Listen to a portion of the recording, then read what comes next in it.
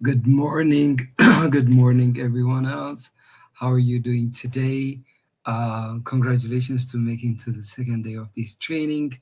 It's been um, it's been a great journey that we had yesterday, and we're going to continue to do the great work that we have started. So let's keep on communicating, saying good morning. How are you doing today? Good morning, McConnant. Good morning. Good morning, everyone else. Good morning. Um, uh, so it would be great that we can start with a small icebreaker. How's your weather today? Is it sunny, or is it rainy, or is it maybe cloudy or foggy? How is the weather around you? Maybe you can also take a picture and send the weather in one of the chat groups that you prefer. I'm going to do the same. I'm going to take a picture and send you what my weather looks like. Good morning, everyone else. How are you doing today? We're saying hi and also discussing about the weather. Uh, Elias said it's freezing. For me, actually, it's quite good weather today. It's not hot, not cold. It's very cold in Botswana, really. Yeah, very cold. It's a bit cloudy.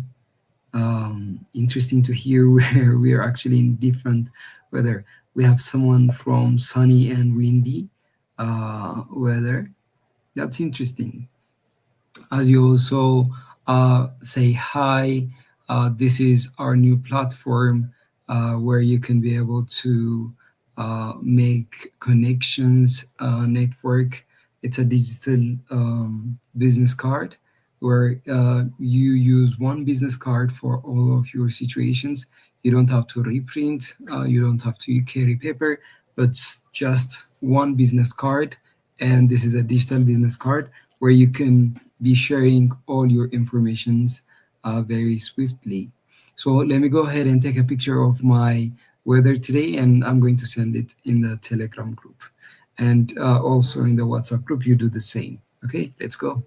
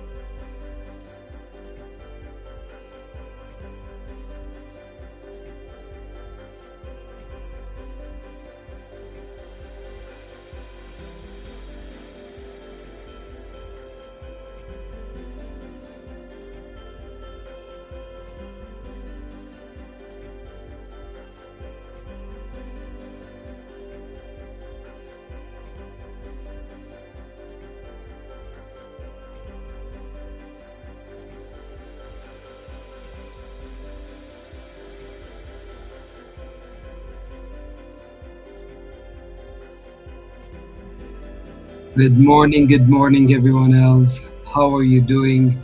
I hope everything is fine.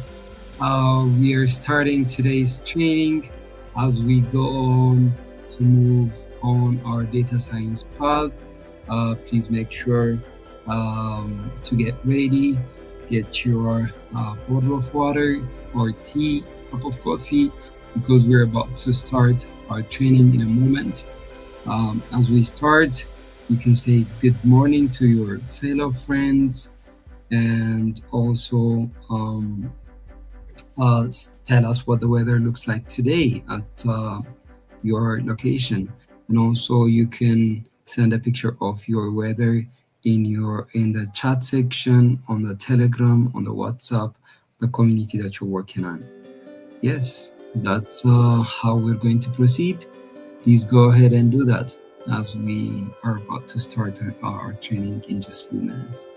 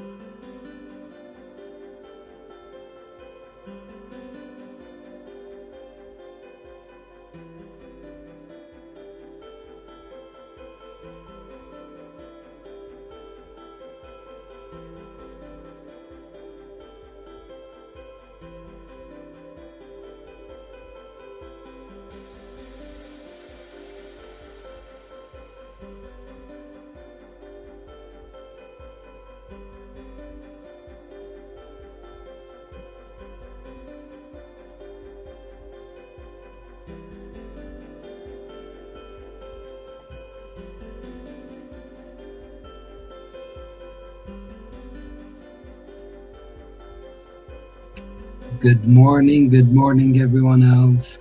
How are you doing? I hope everything is beautiful. As we are having close to 300 students already who have joined today's the morning section, and we would like to move on to start the training. And as we do, wait for our fellow students, fellow friends, and trainee to join. Let's start saying hi. How's the weather around you today? How does the weather look like in Botswana, in the specific city that you are in? How does the weather look like uh, in Kenya, in South Africa, Rwanda, Ethiopia, and also other parts of Africa, maybe some people from France, Italy, and also I saw India. So, how does the weather look like for you today? Please share us a picture in the Telegram group and also in the WhatsApp group. We appreciate to see that. And for some of students who have already requested to take part in in-person training, we've already sent the link on the um, WhatsApp Telegram group, so you may go and work on everything that you would like using the space. And for tomorrow's section, as we'd have presentation and celebration of our achievements, we would be in person at Ministry of Innovation at their space, where we would be mentoring for the persons that would be coming in person. So I myself would be there supporting students on their projects and everything. So if you would like to come for tomorrow's section in person, I'm going to send out a form in just a bit before our next break. So we can enjoy, have our lunch together. There will be a lunch and everything. So we might be that might be quite interesting. So keep in mind also, keep in mind that um, yeah, you'll be presenting your projects to everyone else there. So we would be accepting 40 students for the in-person section tomorrow. You'd be working with your groups, and also as me and my team would be supporting you in person there. Yeah, that would be quite interesting to do. People are still joining. Let's wait for 3 more minutes and we'll be starting our training. Until then, you may check out Hi Salam site. It's hisalam.me. Go ahead and check it out. It's it's a digital business card that's for every occasion, for professionals, for personal use, and also a company subscription models that are available. This is a product of Infnova. You might check it out. I'd be sending you the link on all our communities.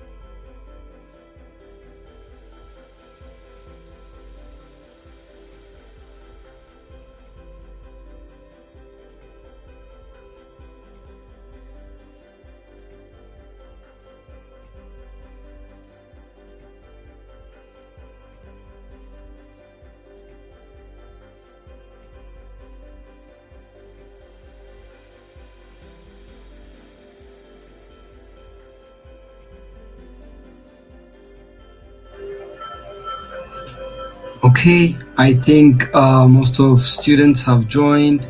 It's about time that we can start our training. I would like to get a confirmation.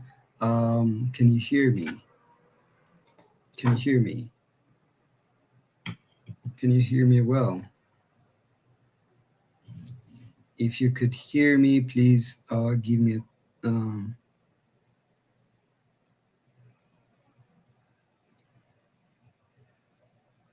Okay, thank you for announcing this. And just before I start today's training, for those of you who would like to actually participate today's training in person, there's already a space dedicated for these in person for you at Ministry of Innovation and the Creative Hub Ethiopia. Your names have been transferred to the gate so that you can go and benefit from the space. Even there at the Ministry of Innovation, um, you can use the actual if you don't even have a laptop and everything. Internet connection is great. You might benefit from that. Some of you who have already filled in the form yesterday, we have transferred your names.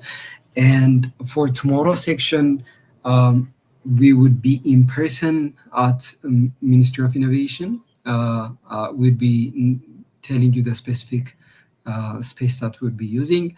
Um, I myself would also be there as we would work on projects, mentoring you, supporting you on realizing the projects and presentations and everything. So it would be quite interesting to be there all together. So we'll be sending out forms, but only fill in the form if you actually come. If you don't come and fill in a name, that's very bad. And that's not a quite good behavior because we want only 40 people to come, including Infnova team. So if you are interested to actually take part in person, please just show me your interest. I would like to count. But this is only for Addis Ababa, Ethiopia students. Addis Ababa, Ethiopia students. So I'll also be there to support you in your projects and mentorship. Can I have, yes, I'd be at Mint. I live in Addis Ababa. Yes, I would be I'd be in Mint. I live in Addis Ababa. Let me see how many of you are actually coming tomorrow.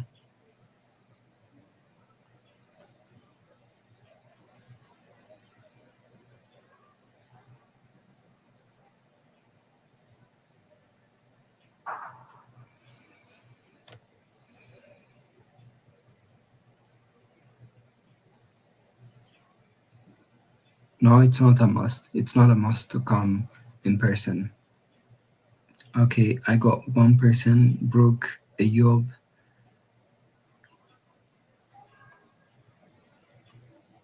Hermela, Mikhail.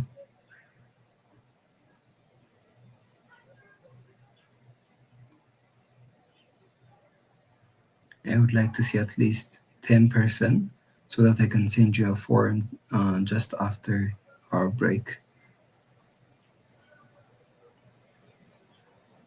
The place is at behind Lycée Gebra Mariam School. It's near Piazza. I would send you a location, but you can consider it to be near Piazza. So I have how many people? 1, 2, 3, 4, 5, 6, 7, 8, 9. At least let me see 10, 12 people, and then I'll send you the form in the afternoon, in the after hour break.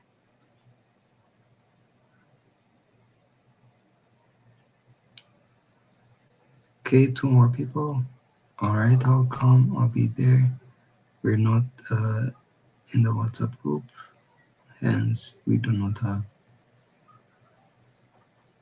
How come that you are not still in the WhatsApp group? Let me give you a link to the WhatsApp group. I'll be sending you the link here.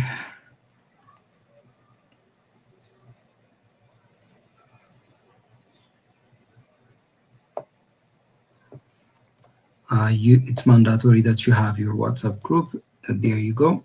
I have sent you the WhatsApp group. Okay, we have decent amount of people that would like to come to benefit from that. Yeah, WhatsApp group community one was full, so we created another WhatsApp group, but that still accommodates people. So please make sure to join. And one another, please support each other. Whenever someone says, I haven't joined the WhatsApp group, please, if you're in community two, just share them the link to join the WhatsApp group. Great. So tomorrow we'll be working together in person. I'm going to send out the form just after when we come back from our break. Be ready for it. I'm going to accept only 40 people, right? 40 people. First come, first served. That's it. Anyone who have registered first, that's it. So stay tuned. All I want is your name, email, and phone address, and I'll tell you the location and everything. It's just around Piazza. It's not much. You can also search Ministry of Innovation. Yeah, great. So let's move on today's class. So just to add up a bit on functions, let me do one exercise on functions, and then you would also do the same for as an exercise. So to create a function, as I've said previously in the previous class, you always have to define the function and say maybe addition and give it a value of x and y, and you need to have like a variable, let's say, and that's x plus y. And maybe we can be able to print the value of x and y, that's the sum. So this is a function definition, but after you define a function, you should be able to actually use the function or call the function. So calling a function always have to come after the definition of the function. You wouldn't be able to call the function if you haven't defined it yet. So that could be an error. So always make sure that you define function first, and then you should be able to call it and use it. So using a function, we call it by its name. So for this case, the function's name is add, and we'll be giving the two parameters, like these are the two parameters, x and y. So when I plug in values here, like 5 and 3, these values would be plugged into x and y, and which would be added up to sum and printed. So if I go ahead and run this code,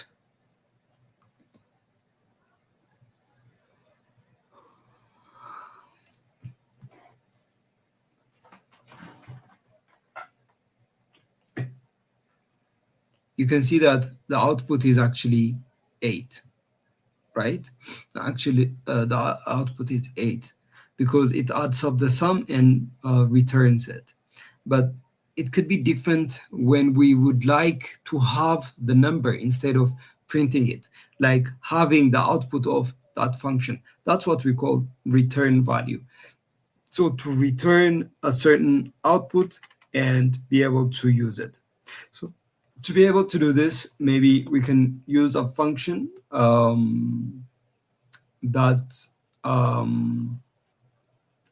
does a factorial or remainder,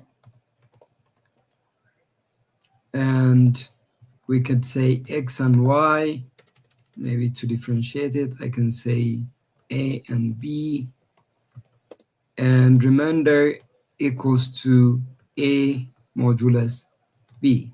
So I can be able to just print it, but if I use return, what happens is it's going to return when I call and use this function it's going to return the value. So nothing is printed. Look, remainder, if I go ahead and if I have done it like previously, remainder, and if I just give it a value of maybe 60 and 7, 16 and 7, if I run this code, nothing happens, because necessarily this is a value that's being held or saved after the return, and we would like to save it in a certain variable so that we can be able to use it. So I can say output and equals to remainder. Yeah.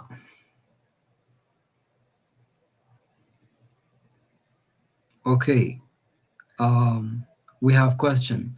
What's the difference in the code when we use return? So when we use return, you can see that previously without using return, the function executes the program inside here, but you wouldn't be able to have the output of a certain value that the function have executed. So whenever you have a return, then it goes back to actually save your value. Maybe if I could describe this using some diagrams.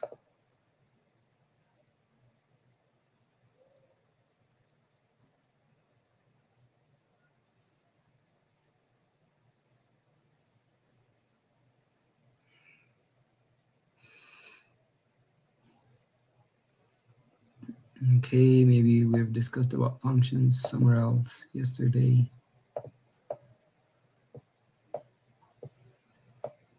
Yeah, this is the function part.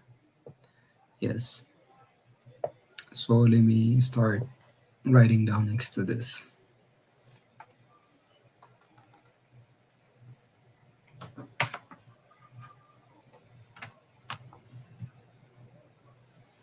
So look, this is just a function that doesn't have any return value, which is a product of x and y.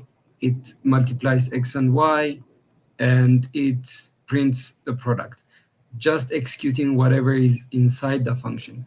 Whenever you have a function that has a return, let's say this is a function with return value. And whenever you're calling this function, let's say this is function 1. So whenever you're calling this function, calling function 1, I'm calling it, here is calling, here is definition. So whenever I'm calling function 1,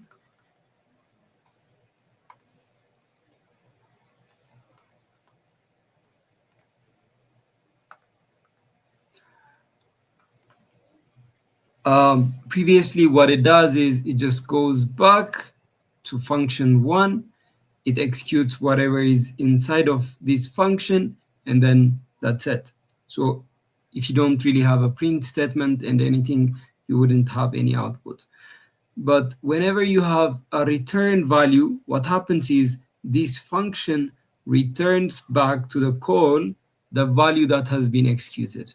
In our case of the code that we've done, it actually returns the remainder, as you can see here, the remainder. So the function, when you call the function, it gives 60 and 80 here. It gives 60 and 7. 60 and 7 as a value. It goes to the function, and the function returns the value of the remainder, which is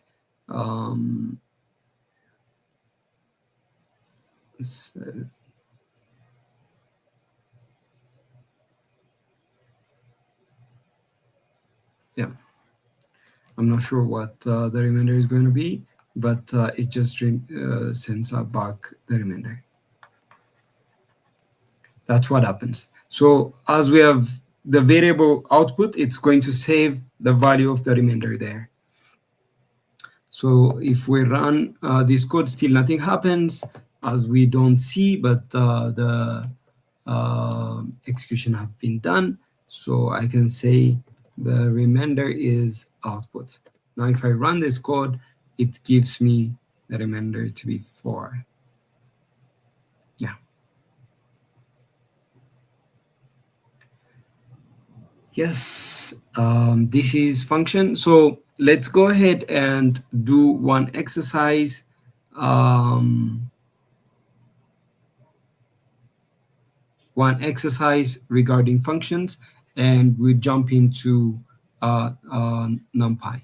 So the exercise that you're going to do is create a function that takes two names, okay? Your first name and your last name. And then it's going to concatenate those names, and it's going to return the values.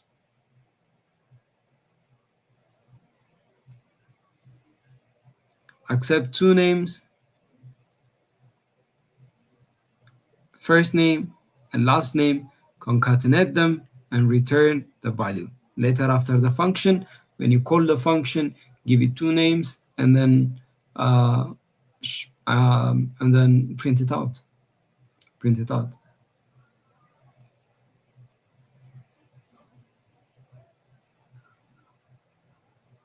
If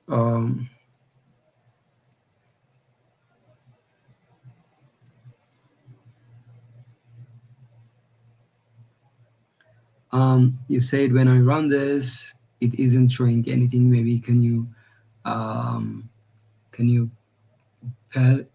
copy and paste your code here? So that I can check it out. Okay, someone said, can you zoom the screen? Okay, there you go.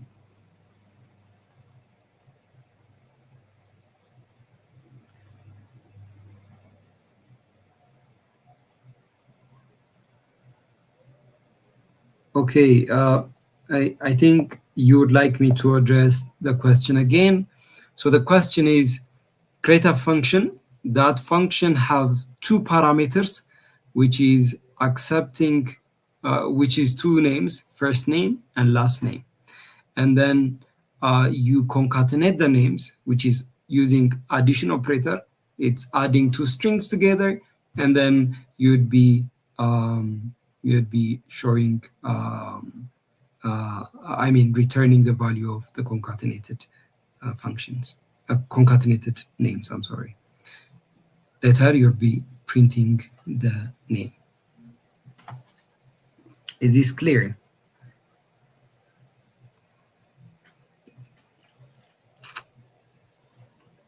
And you can then send out what you've done on the WhatsApp group, also in the Telegram group.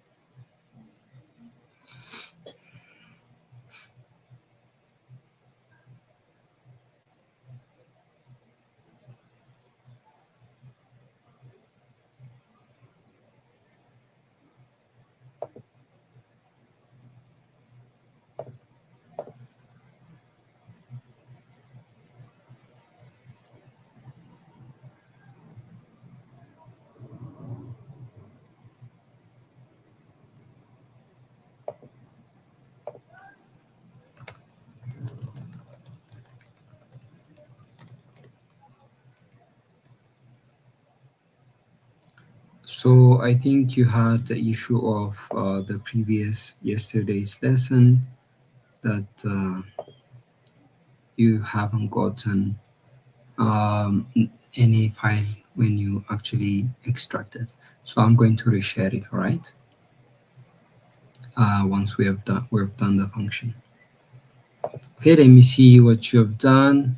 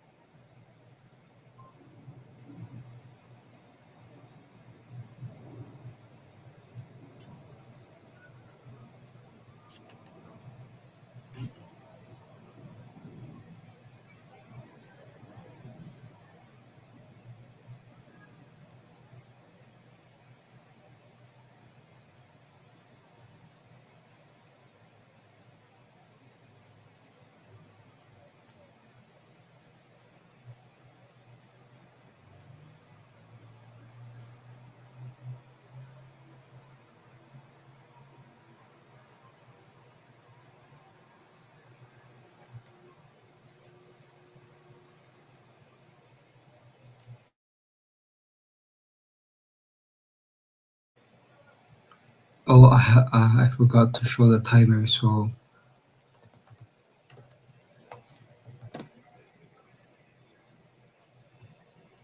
you have 3 minutes remaining for this exercise.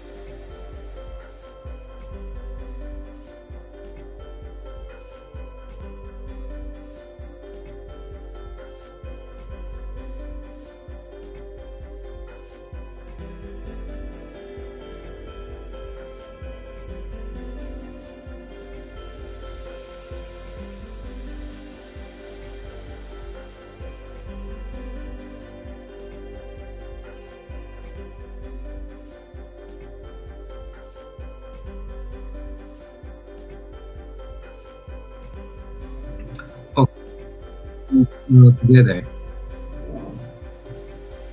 So I said create a function that concatenate. So I'm going to define conca. Maybe I can say it's conca, and we have the first name and last name and full name equals to first name plus last name.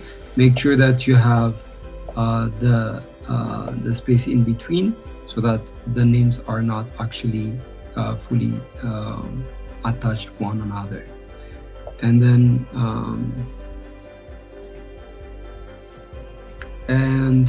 we can create another value that's an output, and I can call conca, and I could give the name lidatu komatadesa. So if I run this, still there is no output, but that is displayed, but we can print output so that we can see the output. So there you go. This is how you could be able to do it. I'm going to share you this code, but I'm going to also share you the whole file.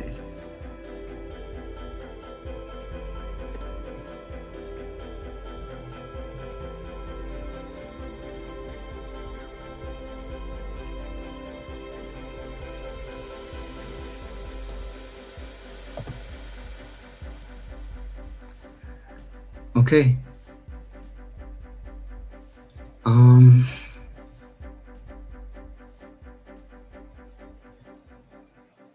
So for today's class, I'm going to create a new folder, and I'm going to say day 2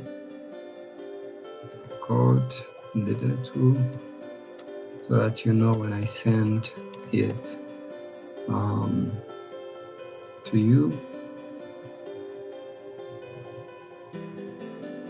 Let me rename this to be code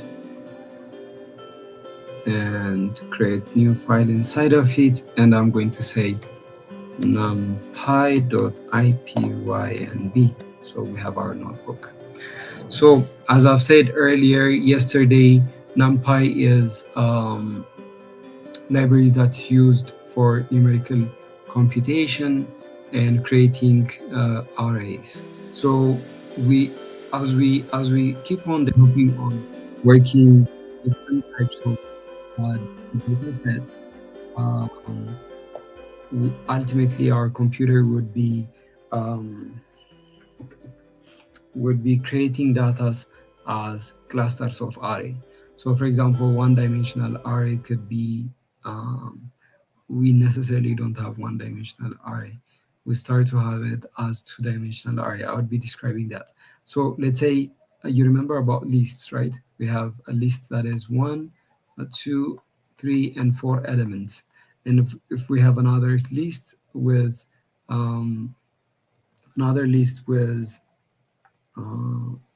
other elements like A, B, C, and D, and another element with X, Y, Z, and W. So you can see that if you consider this to be as a whole a table, as a whole of a table, then we have these are the rows. These are the rows. These are the rows. And these are the columns, right? These are the columns. So NumPy would give you the opportunity to create two-dimensional arrays, and also you can have multiple dimensions beyond even 2 dimensions in dimensional arrays. So this is fundamentally what NumPy is very good at. So let's start by first importing NumPy. So if you can see here, the one that I clicked here, you can be able to click on this and run pip install NumPy. And when you run this,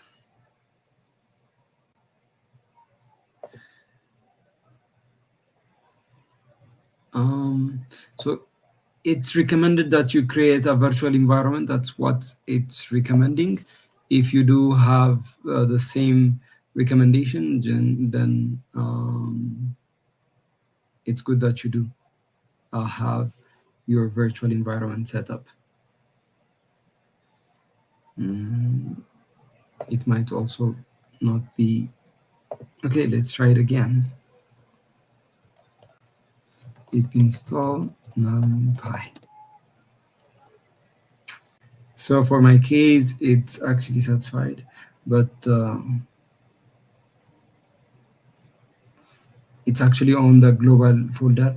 I don't want to go making things a bit complicated, but using virtual environments is important whenever you're using your specific project. So look, you could be doing different projects, and for each of the projects you'd be installing different versions of NumPy or Pandas or any data science library, because different projects require different versions and different dependencies.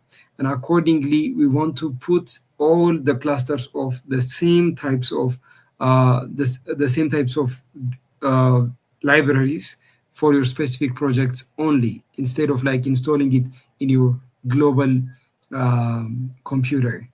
Installing it in your global computer could could be a mess as you keep on working different projects. So we would like to keep the installation of libraries to your specific projects. So what we do is, once we have created the virtual environment, it just recommended me to do it. But if it didn't for you, just drop it. It's okay, because in this course we won't be describing or going through deployment or related stuffs. But if you've already created the virtual environment, what you could do is activate, and I think it's, yeah, scripts.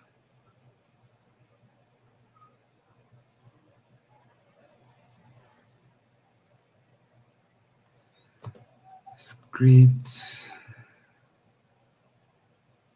activate PS1.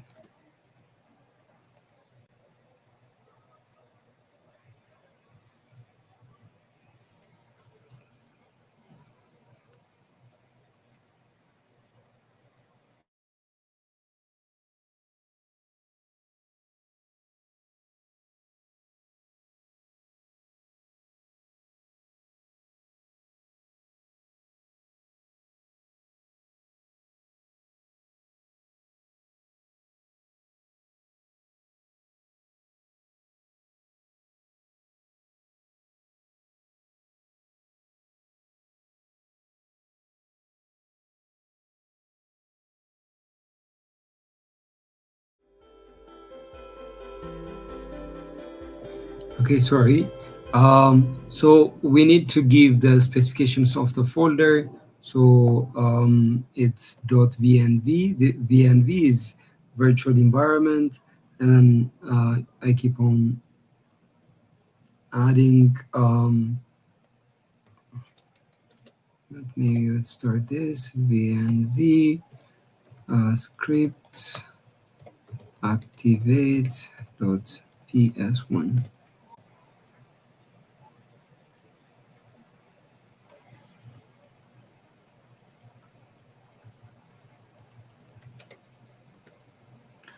Yeah, that worked. So I'm just going to send you the code, but it's not mandatory that you do it. But I want to know how many of you actually maybe activated. Can I see in the chat if you actually activated a virtual environment?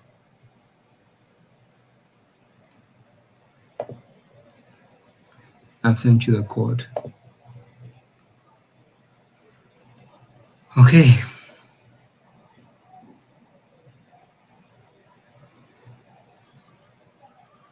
Okay, I think most of you are installing NumPy.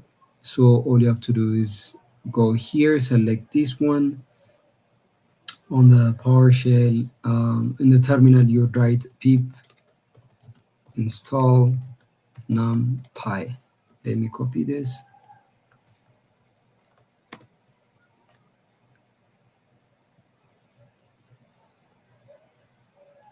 Yeah, that's what's going to happen, right?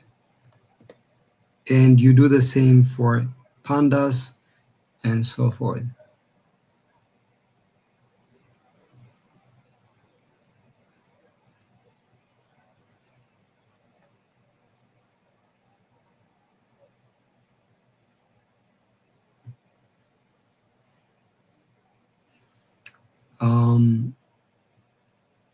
That's successful, and you do pip install pandas.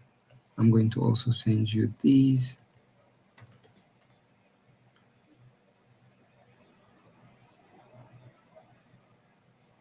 Okay, pip install pandas.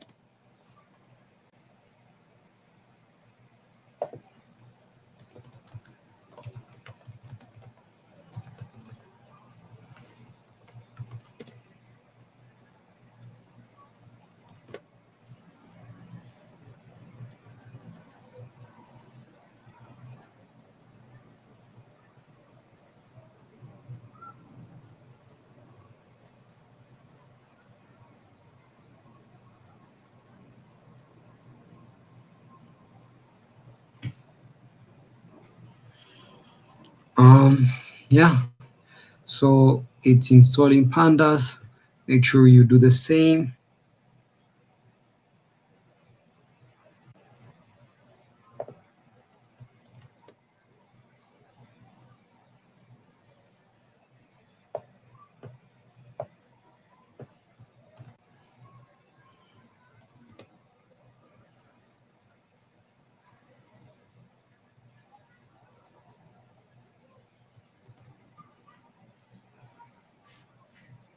And if you have multiple files, actually multiple libraries to install, you could just say pip install and write all the libraries together. So for the rest of the library, I'm just going to install it all together.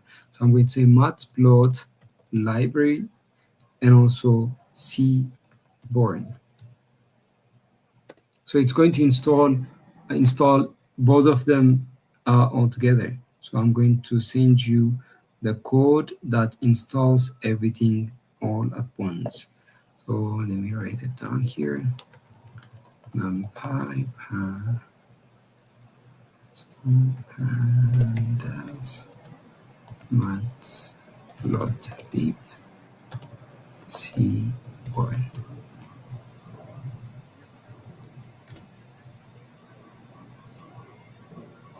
You could just use this code that I'm sending out now to install everything at once.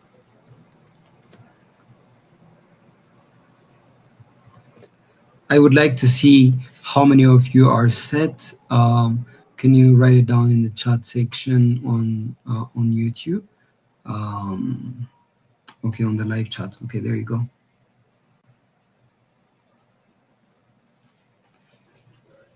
There you go. I have posted it on the live chat.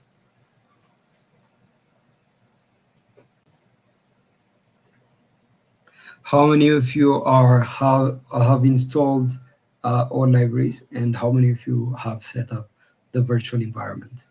Virtual environment is not mandatory, as these developments are quite not big. I'd like to read as I have set up virtual environment and installed all libraries instead of just set and done, because I don't know what you're done with. I have set up a virtual environment and also installed all libraries is what I'm expecting.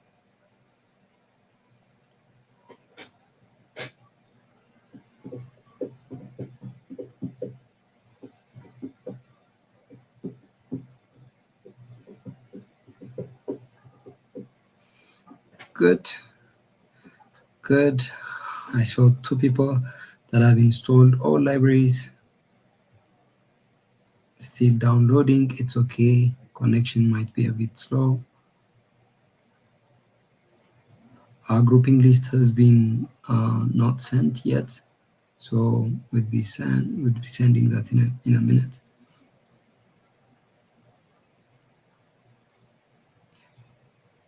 I mean, grouping form has been sent, but the groups that you're in has not been sent out. So we'll be doing that in a bit.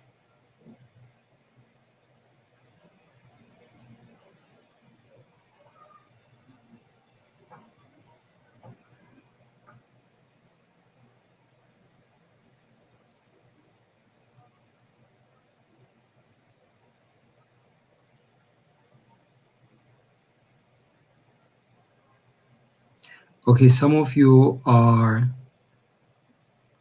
okay, when the activation is getting a bit messy, just forget about the activation and just focus on installing the libraries.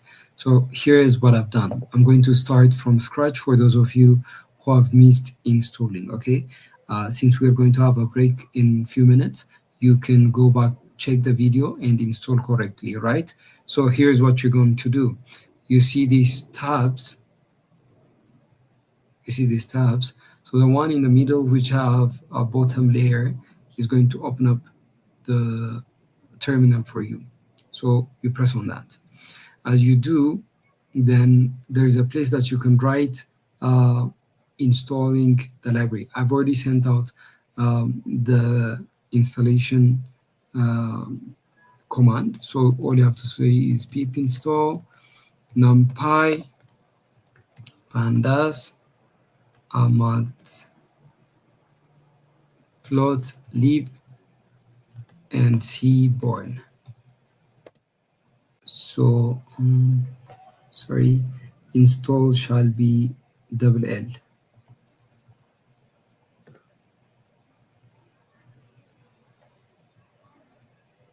So for me, since it's been already installed, it won't be doing anything else.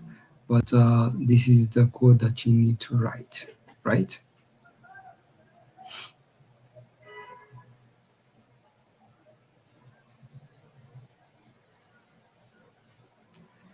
Grouping form has been closed, but maybe we'll announce it again.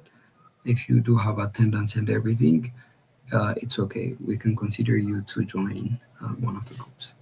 But grouping has almost been finalized.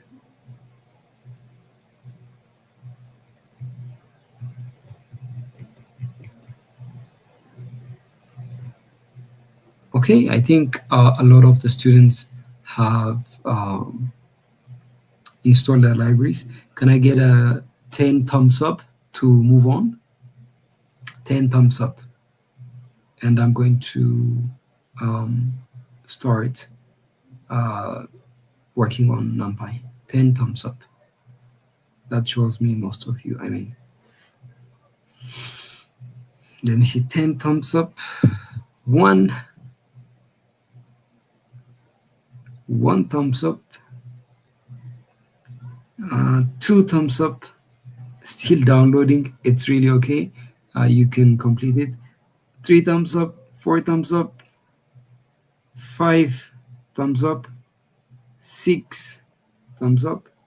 7 thumbs up. 9. One more. One more. No. I got a thumbs down. That's 10. You could keep on installing and everything, because we cannot drag the training because we have limited time. I'm going to go on. Okay, so to be able to use NumPy, what you need to do is you have to say import. I suggest you do this in a new file, as I've created also. So always when you want to use a new library, then you need to import it into your specific what do you say, file or code line. So I'm going to import NumPy as np. I say this because NumPy is the name of the library, but writing NumPy every time I want to use NumPy could be a pain. So I'm going to just say np. That's how it is. So I'm going to run this. It's going to ask me for the compiler. Voila, it's done. So let me check what my Python version is. I could just say np dot underscore 2 underscores and then version. That's going to tell me which version of Python that is actually running on my environment. That's 2.2.2. And you could do the same for yours. Let's go ahead and do this. I want to see your results.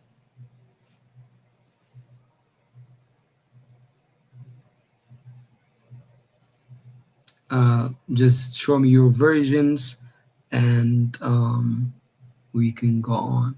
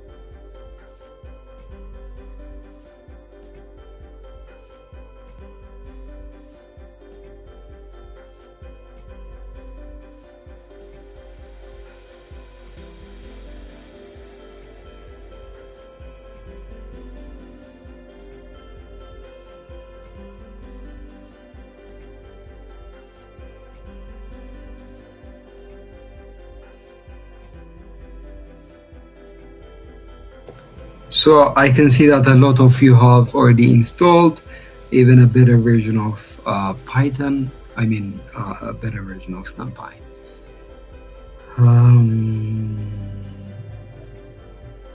Yeah, I did. I did share the code to install Python. I mean the libraries on WhatsApp. You can find it. There is there. Okay.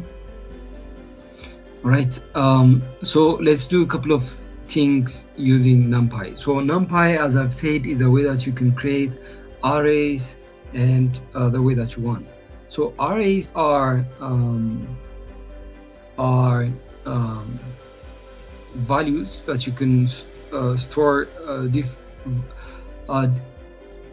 values that are clustered, and you can store them as 2-dimensional, 3-dimensional, n-dimensional, the way that you like it. Previously that I said there is no one-dimensional array because necessarily it's 2-dimension, even though if it's 1 dimension that we think. For example, 1, 2, 3, and 4 is a list, right? So technically a list is something like an array. So this is an array, and inside of this array we have 4 elements, and this is a row vector or 1x4 array, right? As we describe it in mathematics, it's 1x4. So it does have 2 dimensions. One of the dimension, the row, is 1 row, but we have 4 columns. This is columns. This is row.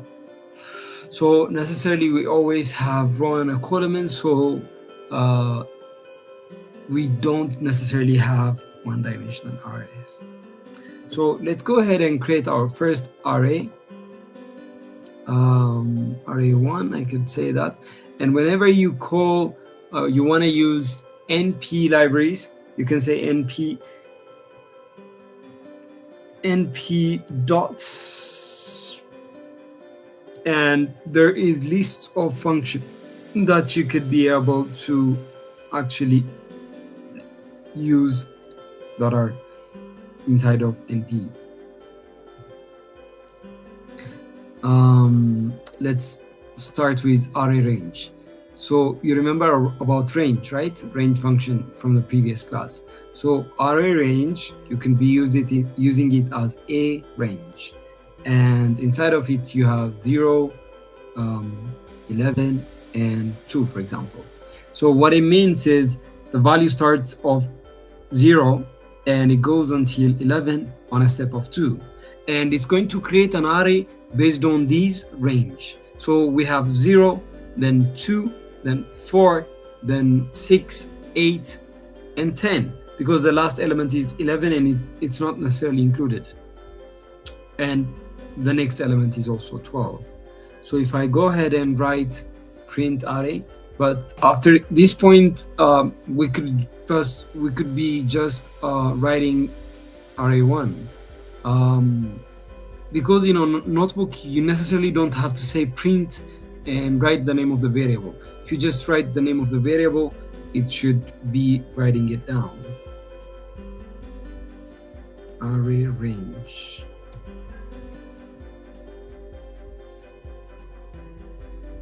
Name NP is not defined. What does it? Oh, I'm writing the code in a different location, by the way. I should be writing it here. That's because I haven't imported the library. Okay, you can see that I have 0, 2, 4, 6, 8, and 10 as an array.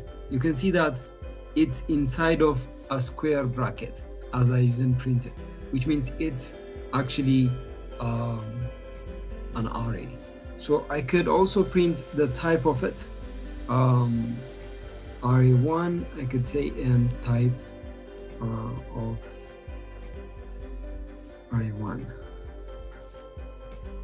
So you can see that it's NumPy n-dimensional array.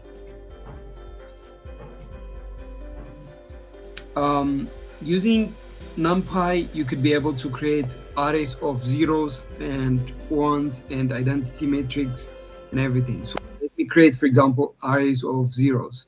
So when I just always write np and dot, there are a list of functions that comes that you could be able to use them. These are all the functions included in the NumPy library, and it's more than what you can use mostly. So there's tremendous amount of it.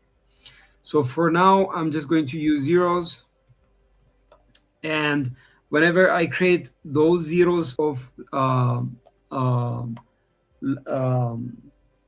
matrix, so I would give it the rows and the number of columns as a tuple. Look, this is a tuple, isn't it? It's a tuple that has two elements. This is going to be the row, this is going to be the column. So I have three rows and 4 columns. So if I run this, you can see that I have 3 rows and 4 columns of zeros. And lastly, np.ones also is something that you can be able to do. So inside here, I'm going to say maybe 5 and 6, or maybe 5 and 4.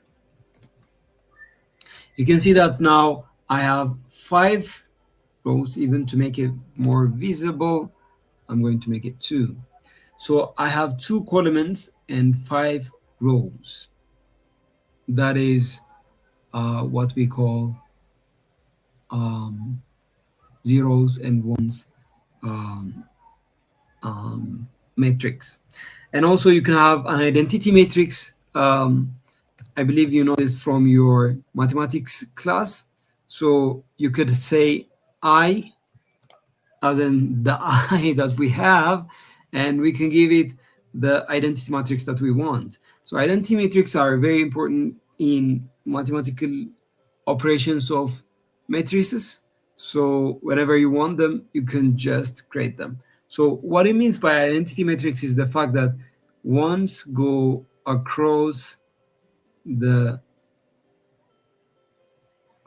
diagonal line from the top left towards the bottom right. So what I mean is, you don't have to know about matrices and everything for taking part in these classes, but necessarily all the operations that you could be able to do using NumPy is any mathematical operations. So that's the strengths when it comes to NumPy. So there you go. I think I've passed 2 minutes of your break. I'm going to leave you up for your break, 15 minutes, and then we'll be back. I'm going to send you the codes and everything that I've written here. Let's start the timer. 15 minutes. And there you go.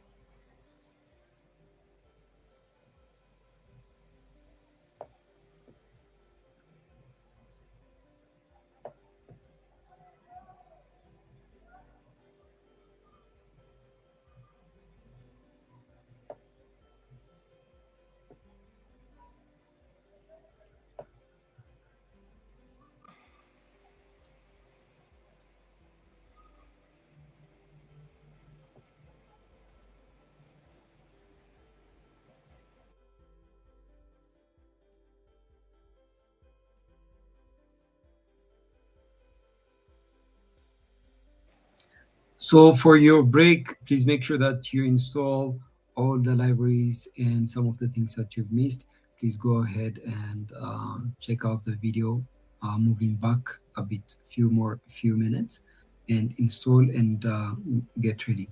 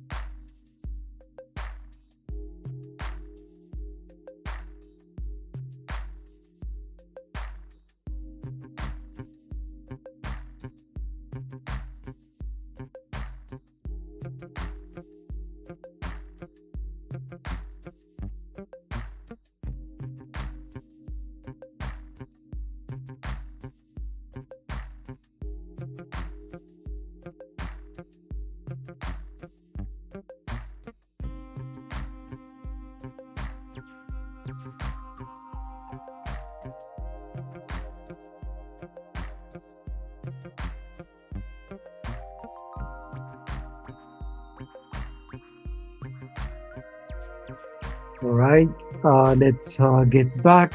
Um, um,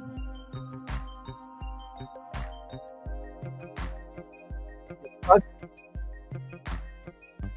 uh, time is over. Maybe until then, I could be sending you the codes.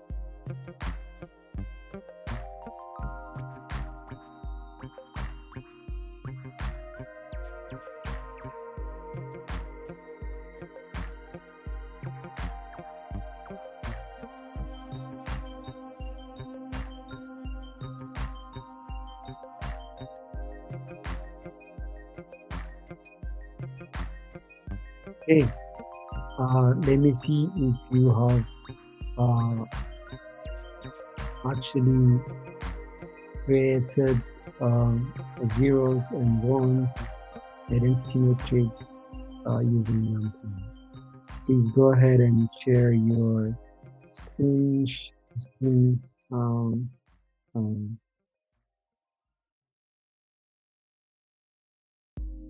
screenshots. I would like to see what you've done.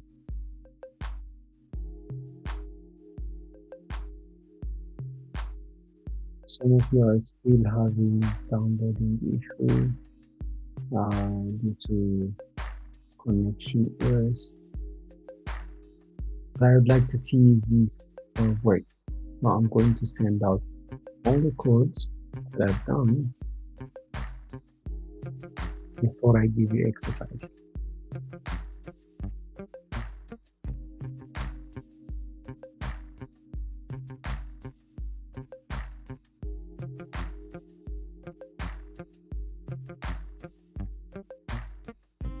I see two students have already done this, but I'm going to keep on staring for this.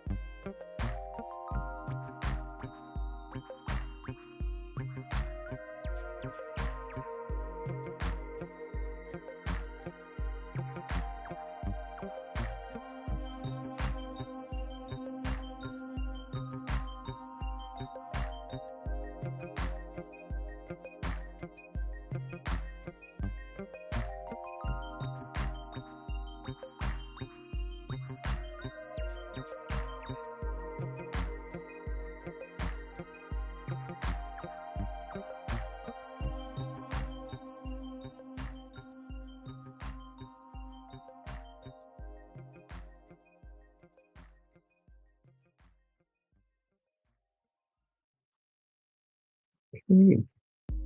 I saw how sets have done the views of 3x4 matrix on Sonahani. I've done the entire range.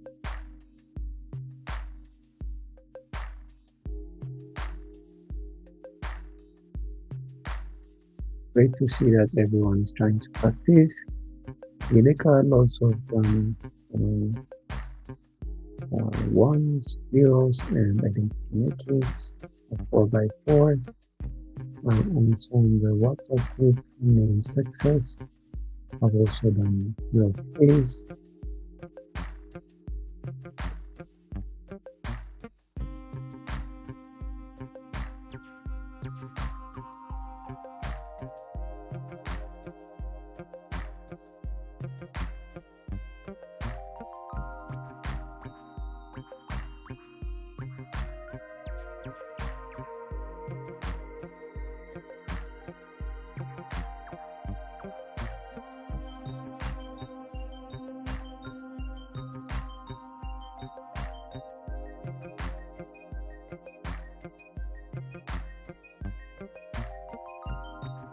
Okay, so for those of you who haven't filled in the grouping form has been sent and also pinned there. You have to fill it in an hour or two, because after that we won't be grouping anyone else for grouping case. Make sure that you're filling the grouping form, right? Because we're about to announce the groups for each of the.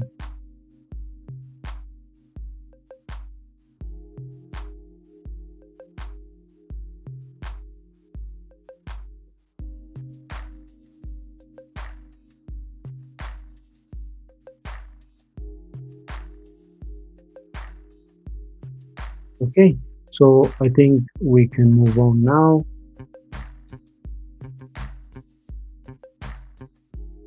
So we saw these couple of matrices. Also, let me show you a couple of other manipulations that you can be able to do. You can pick up numbers from uniform distribution or random distributions.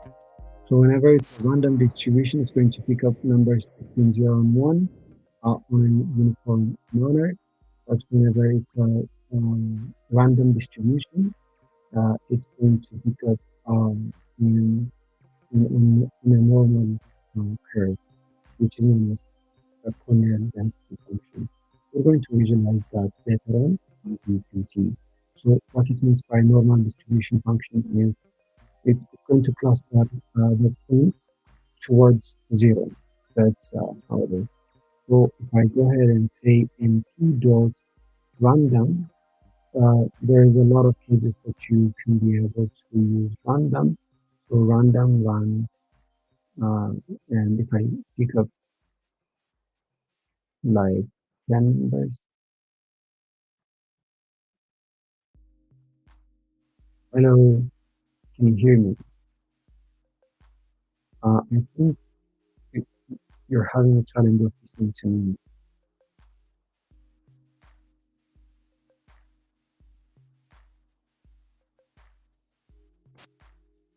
Can you hear me now? Can you hear me? What about now?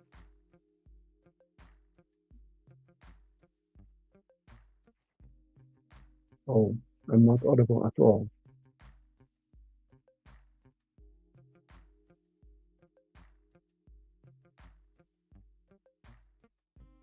Can you hear me now?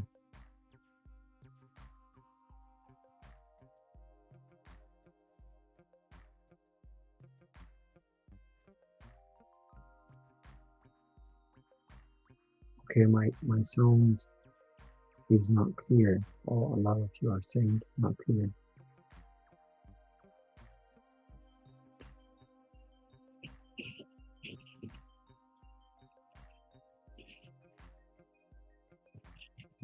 Can you hear me?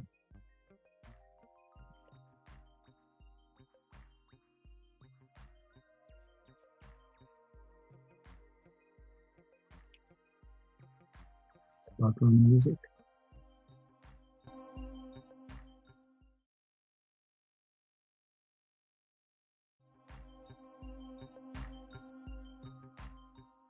Yeah.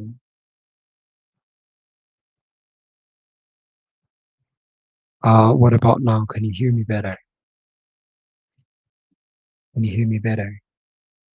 Let me get a lot of my voices overwhelmed. Can you hear me better now? Okay, good.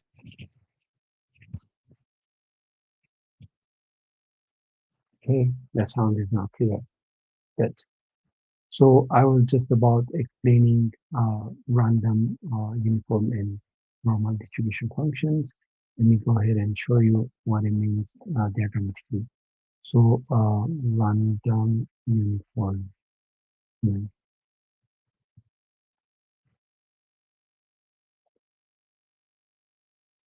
So this is the kind of function like this is the type of graph that we say random uniform. It's mostly clustered along one. The values are clustered to be along one. If you draw a line, it's mostly closer to one. But if it's random normal um, function, you can see that the values are clustered towards zero. So towards zero, we have a lot of values, as you can see here, but it goes down and down, or little amount of values as we go further away from zero, goes in the positive and the negative direction. And this is what we call the normal distribution. And sometimes it's also called the kernel density function. So it does not cover a lot of statistics. When it comes to data science visualization, it really requires your statistics knowledge, but I'm just pointing out some important things. Mostly this class will be focusing on the Python part. Okay, so using this, if I say that if I give it like 10, what it means is pick up 10 values from the random uniform distribution. So from the random class, pick up rand, which is uniform. You can see that it actually picked up a few points that are closer to the one. And also, we can do np dot random dot rand n. If I say rand n, then what it means is it's going to pick up numbers from the normal distribution. Later on, as we graph it, we would identify the difference. So the points are very much closer to zero instead of being closer to one.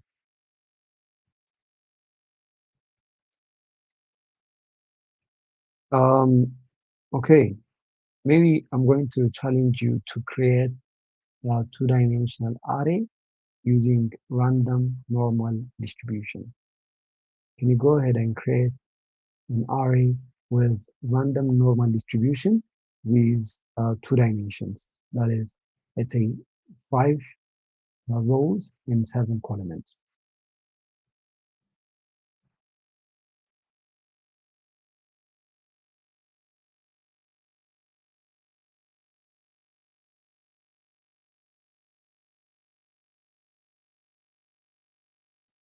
So someone asked, why use random distribution instead of normal distribution? It really depends on your case. What kind of statistics are you doing? And necessarily, this is something that we get from the data, not something to generate. For this case, as we're learning, we're generating it. But this is something that comes out of the data, not something that we put in the data. So, yeah. So the question is, go ahead and create a random normal distribution with 5 rows and 7 columns. I'd like to see your work.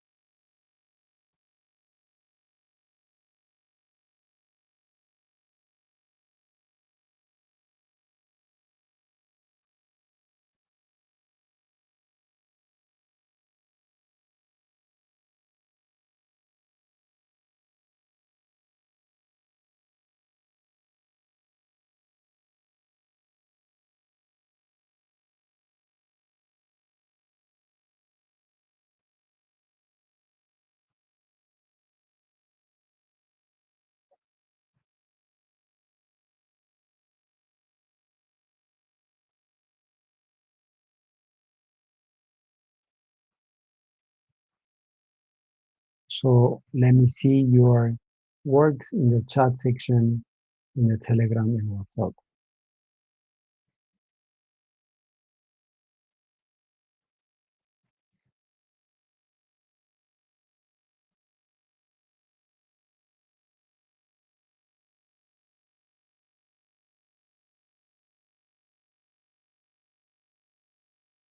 That's excellent.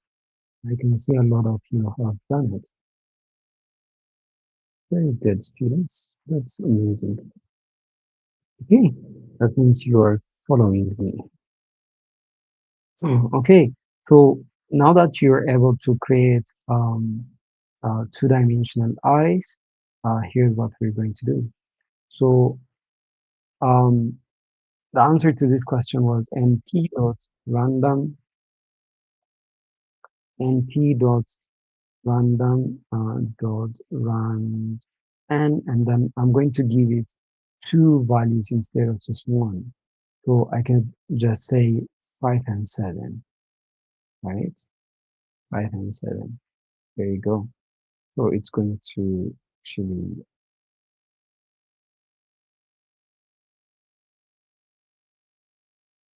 it's going to create two-dimensional arrays. The way that you know it's two-dimensional array is it always starts with two square brackets, and for each of the rows we have one bracket. This is row, and another row starts with a comma. Okay, so you remember we created random uh, uniform random uniform distribution. We picked random numbers from random uniform distribution, and also we picked numbers from random normal distributions. So let's go ahead and pick up integers. So what you can do is let's now save this value. I could just say previously, we've created using array range. So whenever it's array range, the difference is that, for example, if I go between 1 and 400, and then I could start it to go on a step of 20, then I could be able to get my arrays. But the thing is here, it's not random. It's just defined number. So whenever you want to pick defined numbers, then you could. But whenever you want a specific, I mean, if you want randomness in your number, then you could generate randomness. So to create that randomness of integer, what I could say is array3 equals to np dot random and dot rand integer, and maybe we could start off with 1 um, until 100 on a step of 20. So it's the same thing as the previous one, but except it's it's picking up randomly. So if I go ahead and array3, look, uh, so I'm sorry, as I said, this is a step. Necessarily, it isn't. So look, this is what it's saying is between 1 and 100, pick 20 numbers. Okay, it's it would be considered to be a step if it's array range or just range. But whenever you use random integer, then what I'm saying is 1 to 100 on a step of 20. And then I could give it a shape. Look, for example, we have created array3, right? I could print to see what the shape of this array is. So I could just say a shape.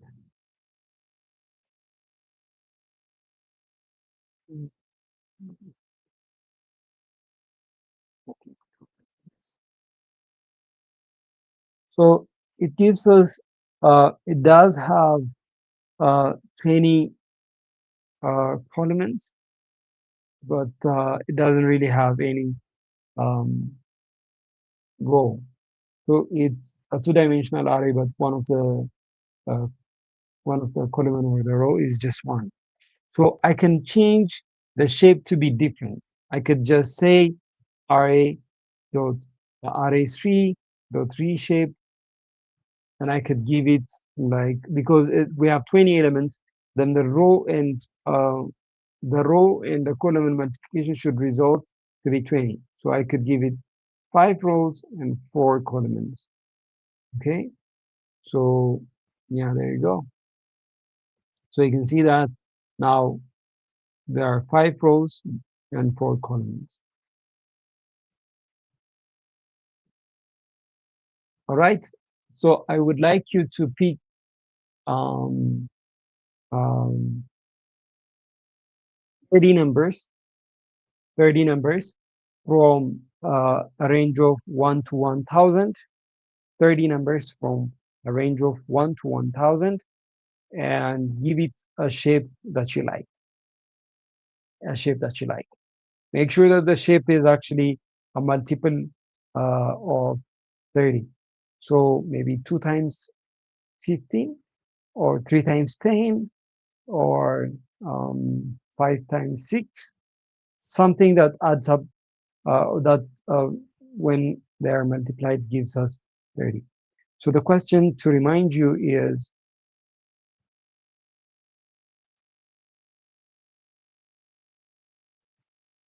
oh,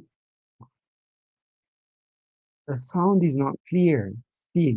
Okay, hold on, don't leave. Let me restart everything. Just 1 minute.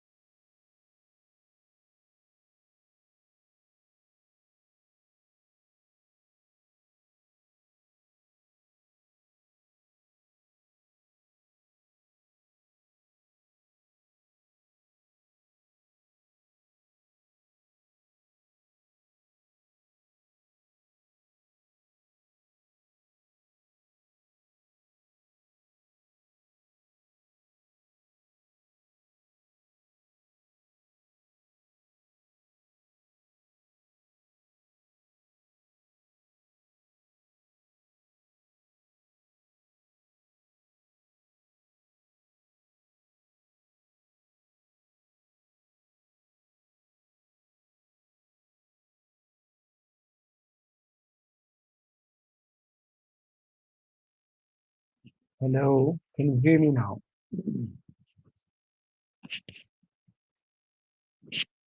Can you hear me now? I think it should be better now. Can you hear me now? No, thank you. Let me see a lot of yes. If you could hear me better.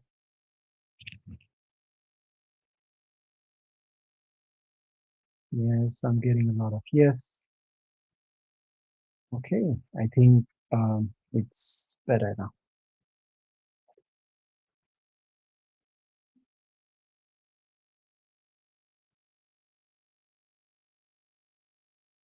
Mm, share your my screen.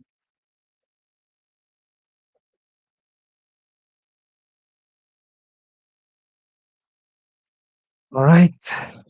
Um, so what I've been doing, maybe I'm going to explain a bit of the things that I've done. So I think we've discussed about random normal distribution and random distribution, uniform distribution. So this is a uniform distribution, which means we're going to pick up numbers closer to ones randomly, while random normal distribution is a bit different from random uniform distribution because it's going to pick up numbers closer to zero instead of closer to one. So that's a random normal distribution. So depends on the task that you are going to use it for. So this is n. When you add n to rand n, then it's going to be random normal distribution. Otherwise, it's going to be normal distribution. And the thing that I've also explained is previously we have used array range to create to pick up numbers randomly. I mean to pick up numbers by step size. For example, here starting of 1 until 400 on a step of 20. So it starts with 1, then next number is going to be 21, next number is going to be 41, 61, 81, and it keeps on going until the last number 400. So it's not going to print 400 because the next number here is going to be 401. So, but if you want some randomness, then what you could do is run np.random.randint. This is the randint function, and it's going to you're going to be able to pick up numbers um, randomly. So what it means in this code is that it picks up numbers between 1 and 100 randomly, 20 numbers. Okay, 20 numbers. But it doesn't really have a shape. Doesn't really have a shape. If I go ahead and comment this part of the code and run this, um, it's not defined.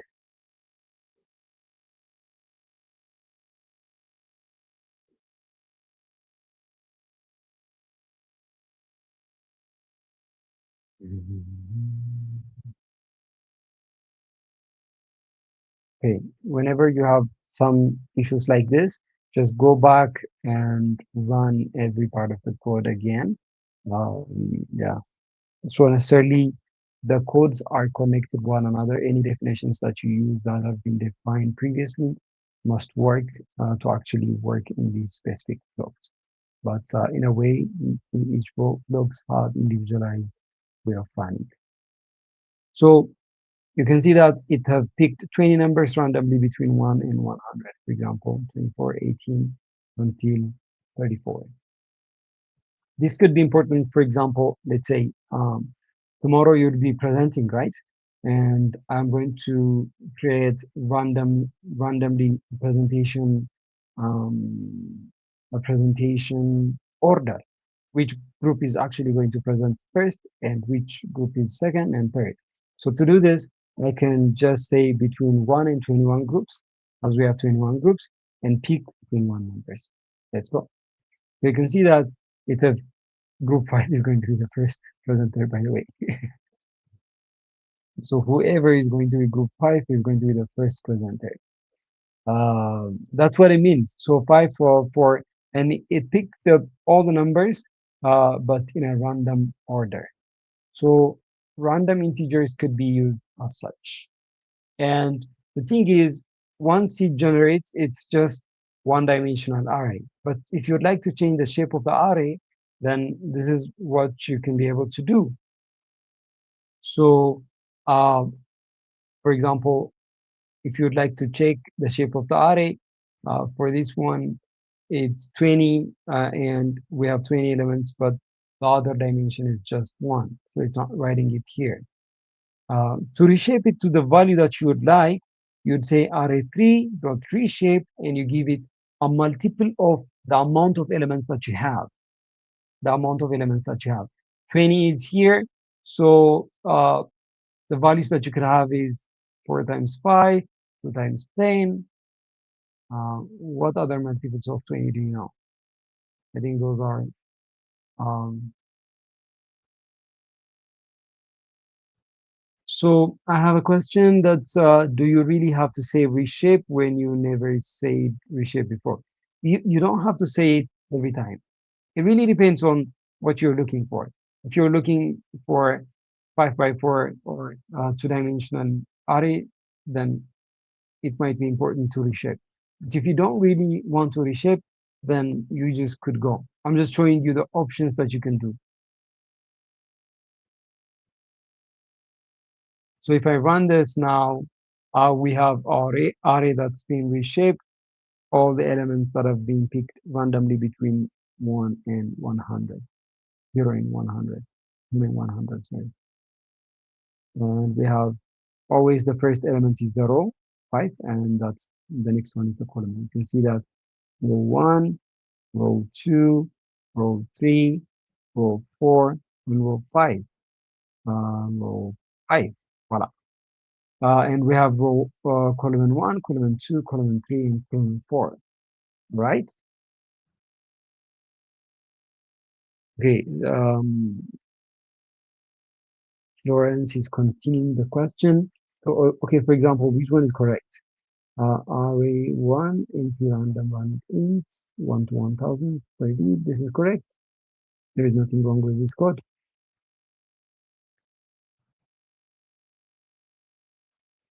Um, I don't know if which you're trying to compare. You said which one is correct, but where is the second option? What you're showing me now is correct. You're randomly picking 30 elements between 1 and 1000. Numbers are repeated when you randomly select 21. Number from 1 to 21. Is there a way to pick without replacement? Absolutely, there is. So it's a good thing that you've raised. That's going to be your classwork now. So I would like you to go ahead. You see in the previous class, we've learned and I give you exercises that are exactly what I've done or something very similar. But now today, I'm going to give you some exercises that I haven't showed you that requires a bit of thinking, a bit of searching. And later tomorrow, you're going to do a project that we haven't done completely. So you might include things that you haven't learned at all. Okay, so the exercise is going to be um, pick a number between 1 and 100, 1 and 100, 30 numbers, 30 numbers, and without replacement or unique numbers, unique 30 numbers. We don't want repetitions. Can you go ahead and do that? Okay, Florence, which one is correct? Array1 NPR random dots and int 1 to 1000, 30, and array range 1 dot reshape. So you reshaped it to be 2 rows and 15 columns for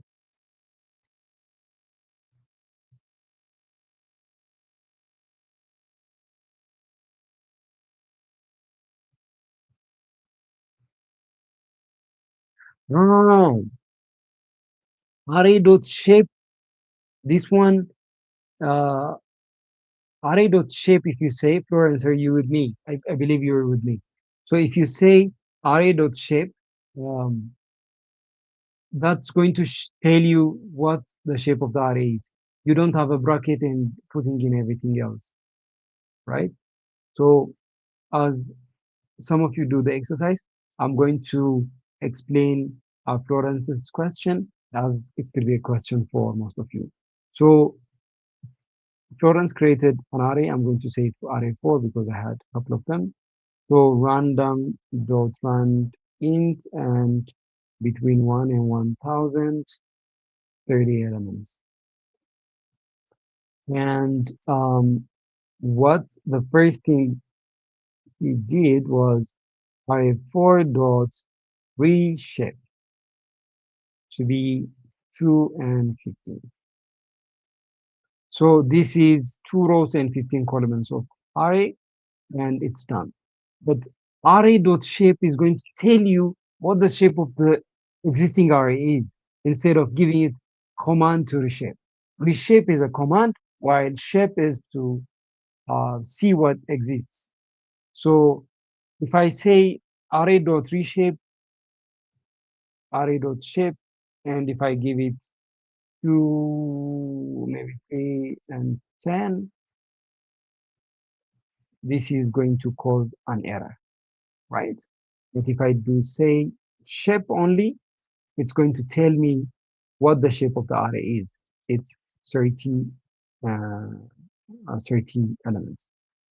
Keep in mind that when you run this, it doesn't replace the existing one. To be able to replace the existing one, because we have learned about variables, you need to replace it to the existing variable. Now it's being reshaped. So now the shape is this. Florence, are you clear with your questions now? Is it clear? If some of you ask her to share the group names there, I'm going to do that.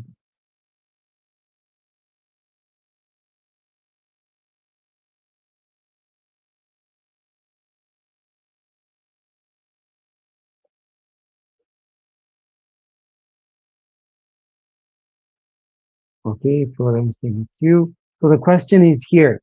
Uh, Pick a number between 1 and 100, 30 numbers randomly as a random integer. Pick random integers between 1 and 100. Then uh, all the numbers that you pick must be unique. All the numbers that you pick must be unique. So I'm going to give you 5 minutes for this exercise. Um, Go ahead and start working on it. We move on the 5 minute timer.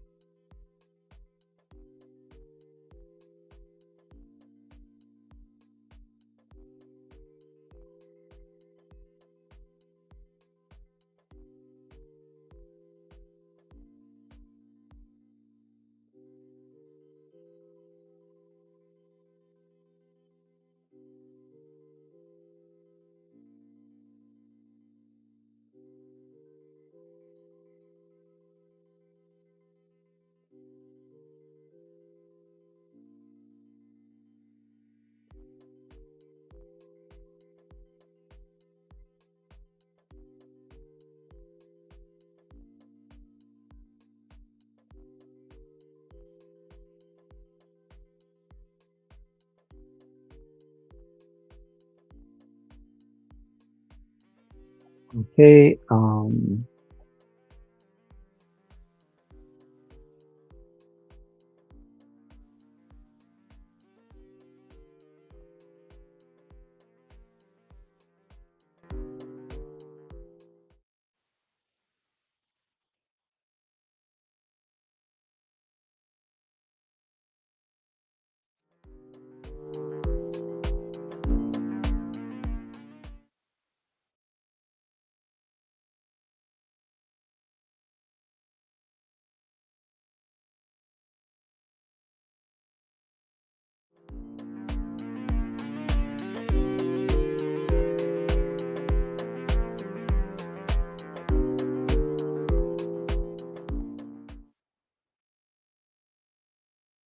Right. So let's do it together. Um, so um, let me see what you've done first.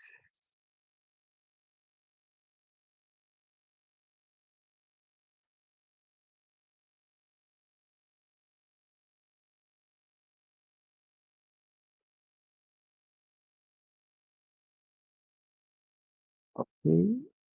You use a unit. Let me see the others, how you've done it.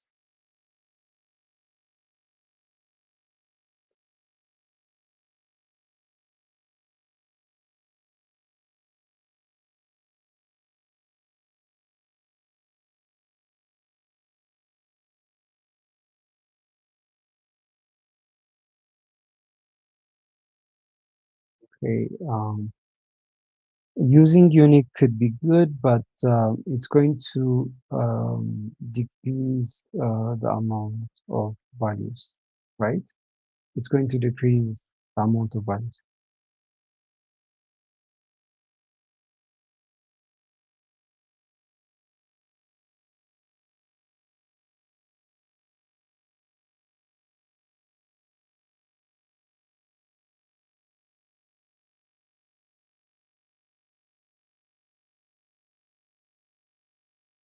Okay, sorry. So using unique could work, but necessarily it's going to reduce the amount of numbers. It's going to drop out the non-unique numbers that you've picked. Okay, so for example, I could say create array 5, and that array is np random dot rand int, and I'm picking between 1 and 100, and I'm picking 30 elements, right?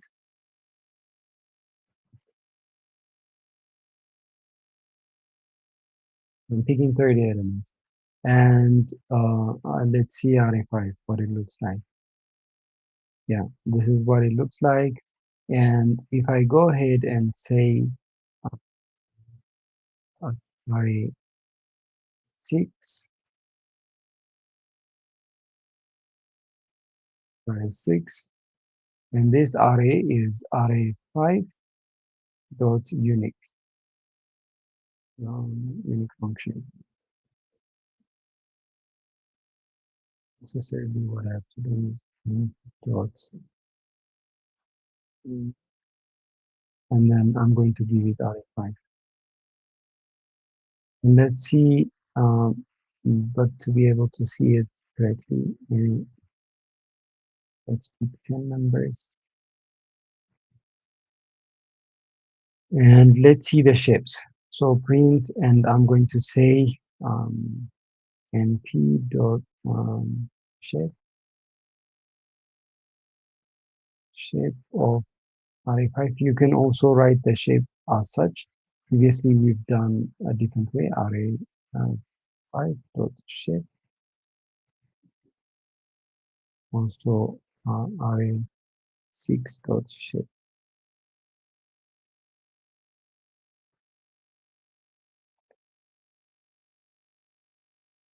For our case, since we don't have new elements, repeated elements, it's the same, but you see that here it changed. So maybe I'm going to add before.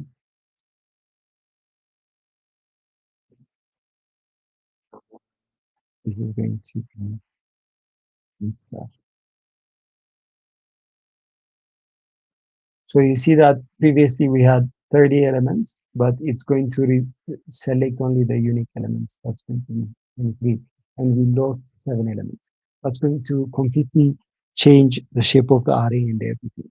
So you have to do it as you choose before randomness. So to do this, the best way to use is choice function instead of other functions. So what you can do is the choice function is inside of np, so array 7 equals to I could say np dot choice array 7 np dot random dot choice,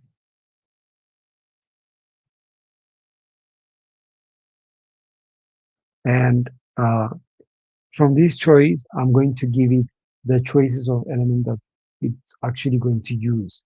The choice of elements could be given as you like. For example, I'm going to give it as an array range. Remember from the previous lesson that I could create an array of 1 to 100 the way that I like. So I'm going to from 1 to 100, or 1 to um,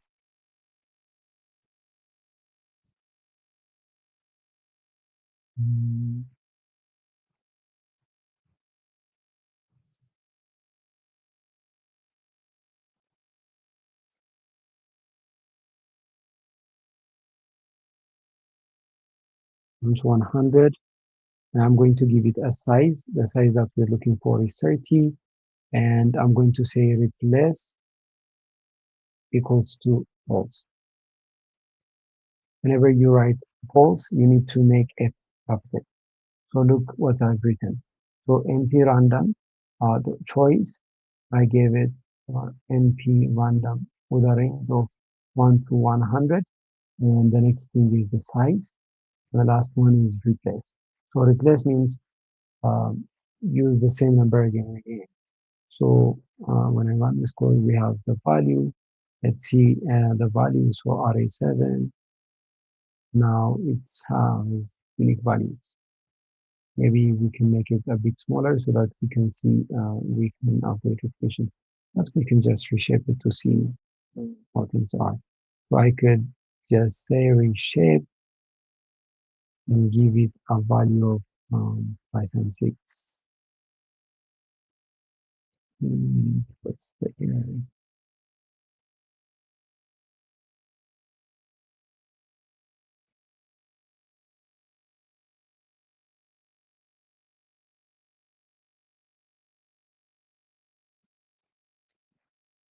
Yeah.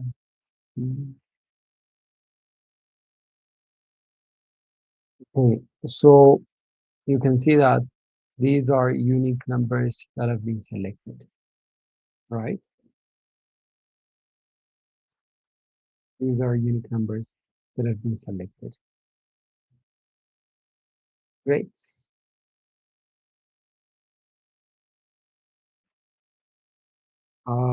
Someone said I can't hear. Let's check if it's her connection or mine. Can you guys hear me clear? Can you guys hear me clear? I would like to get a confirmation. The screens are big enough. Beyond this, it won't be visible for me to write any. Okay, so I think most of you can hear me, so it might be your connection. Let's say it was Haoni. Haoni. I'm sorry, I'm probably pronouncing it wrong. So yeah, it might be your connection. Check your connection. Okay. Um, Let me show you a few more things on NumPy. And let's start. Let me then start introducing you to uh, to pandas. So on NumPy, let's say we have created this array, right? And we would like to examine the array. So let me go ahead and resave this array7 to be as such and run it. And to examine arrays, we could use maximum of the array, minimum of the array, and everything. So array to the maximum, if I do this, then I could get the maximum of the previous array. So array7 actually. So the biggest number says it's 95. So you can check it out from,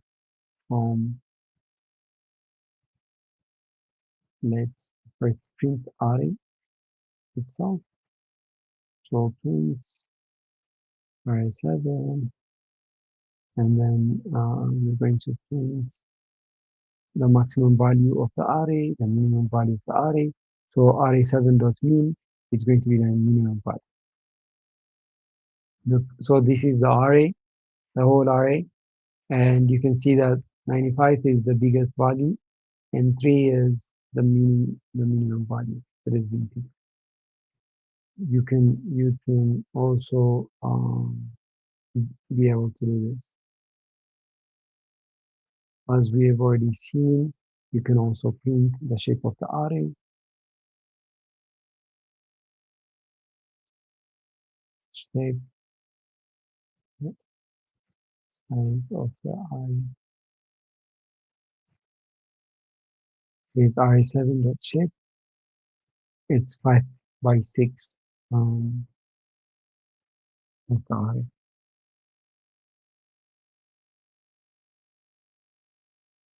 Yeah. What more?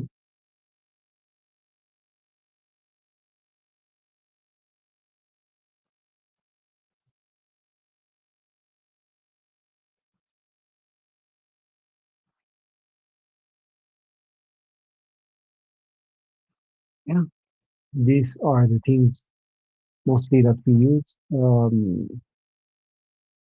We can also use argmax and argmin to find the location of um, um, also like the mean value, and we can use like 27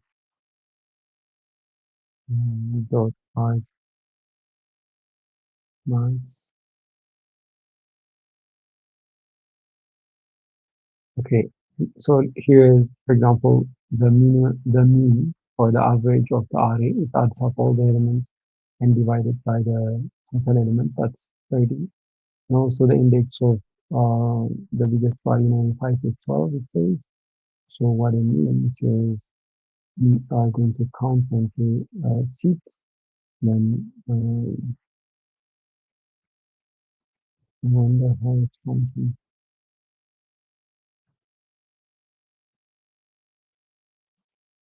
Okay, it starts counting from 0, all right? It counts from 0, 0, 1, 2, 3, 4, 5, 6, 7, 8, 9, 10, 11, and 12. 95 is the location of the biggest size. We can also do the same for the minimum value. So for the minimum value, I could say print um, index of minimum value, and that is 20, right? It's found on 20's elements. It's you can see that this is until 5, this is 11, this is going to be 17, this is going to be 18, 19, 20. This is 3. So it starts from 0 and counts until the end to become the last element is going to be 29. Yeah, these and more things that you could be able to do using NumPy, right? So you could revise and everything to send out everything we have discussed on this discussion. Also for you, maybe if you could use it for any of your purposes, you can have array7.sum which is providing the sum of the array. So it provides the sum of by adding up all the elements there. Okay, this is about arrays. Maybe if you have a few questions, let me go ahead and check out your questions. You can write in the YouTube channel. That way, it's much easier for me to check out your questions.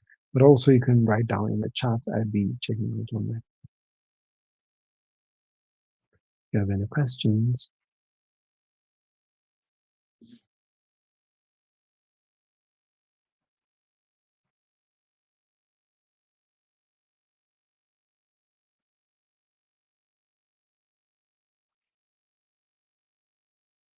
Um, Something that we forgot to mention earlier in the training is that never ever use two, three different emails throughout the training. Please make sure that you use only one email.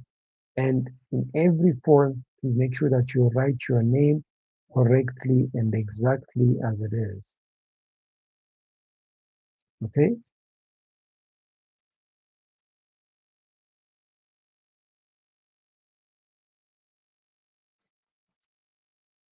Um, okay, so going back to the chats, someone said day one zip is empty. Can you reshare it?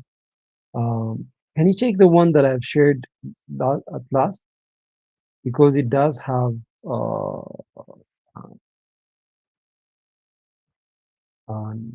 data. Can someone confirm if they actually found the codes in day one that I shared later on?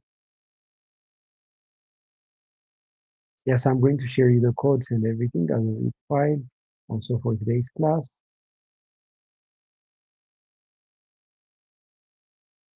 The attendance will be sent out in just few minutes.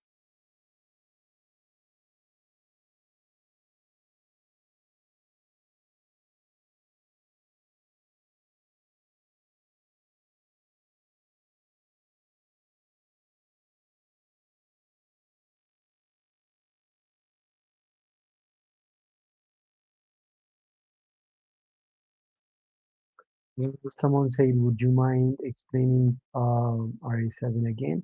It's all recorded and it's about time to have to go to lunch and I would like to start Pandas before that.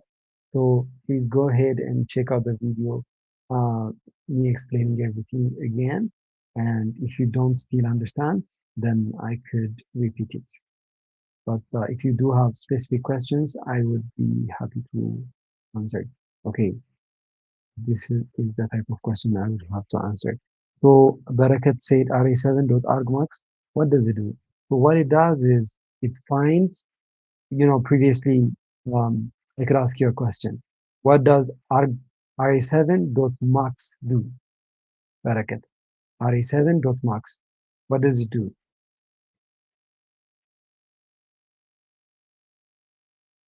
I'm waiting for you, Barakat.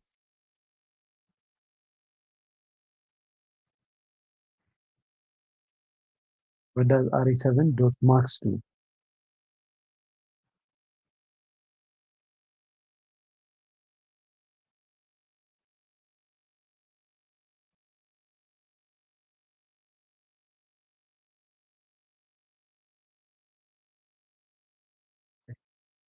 I'm not sure Barakat is online. Anyways, I'm going to explain it. Yeah, most of you have actually answered the question. So argmax, what it do is it finds the index of that maximum value instead of just the value. Okay, when you say arg mean, then it's going to find the index of that specific um, value. Okay, so let's move on to pandas. So likewise, I'm going to create another file here inside of day2. I'm going to say pandas.ipynb.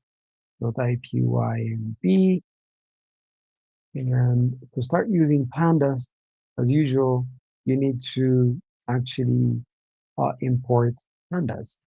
And as we import pandas, we need to make things a bit easier. So to use it, instead of writing down pandas every time you want to use it, it's much easier to say PD. So I'm going to say import pandas as PD, right? And whenever we usually import pandas, it's always good to also import numpy as np. And I'm going to use my Python version so that my kernel is connected. Okay, so pandas is actually very important to create a data frame. Data frames are a way that you can import and any type of data. It could be an Excel file, it could be an HTML file, it could be an output of a stata uh, file, pretty much most of the types of files that you know. You could be importing those files and it's going to change those files into a data frames that are easier to work on Python. So it's a very important library. So let's create one data frame. But before we create that data frame, let's create an array. You could be able to create data frames of list of dictionaries of different things. For now, I'm going to create an array and I'm going to name it array1 np dot random dot run and I'm going to give it a shape of Python 4. And then what seems to be the problem? There is no problem. So this is array1. This is what our array looks like. And let's go and create a data frame of these um, random files. So um, data frame, and I'm going to say PD dot data frame. So when you write data frame, D is capital and F is also capital. So I'm going to give it the column name and also the row name because I've created uh, 5 rows and 4 columns. I'm going to give it the rows and the columns. So index is what we call uh, columns here, and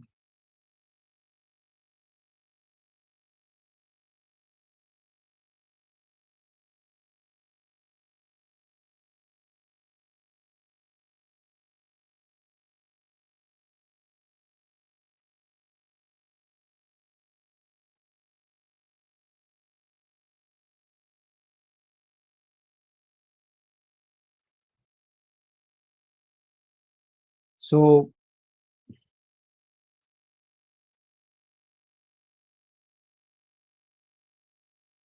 oops, my keyboard is going to change.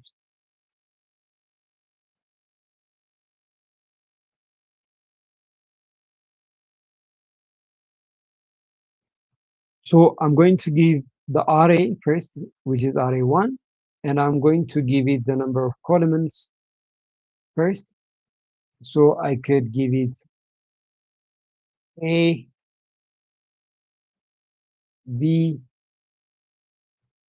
for you to better readability. I'm going to make this like this.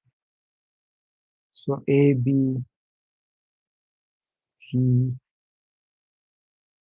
and D, because we have 4 columns, 1, 2, 3, and 4.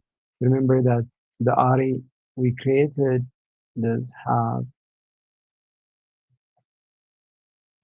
4 columns. We have 4 columns, right? And 5 rows. So, and then we're going to say index, and let's do a comma here because those are the arguments or the parameters, right? This is a function, and inside of the function, we have the parameters.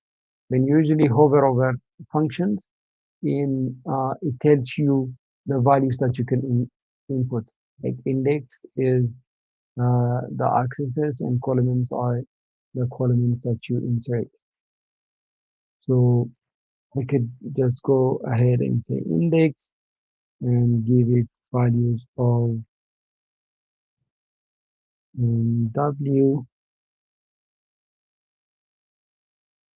X,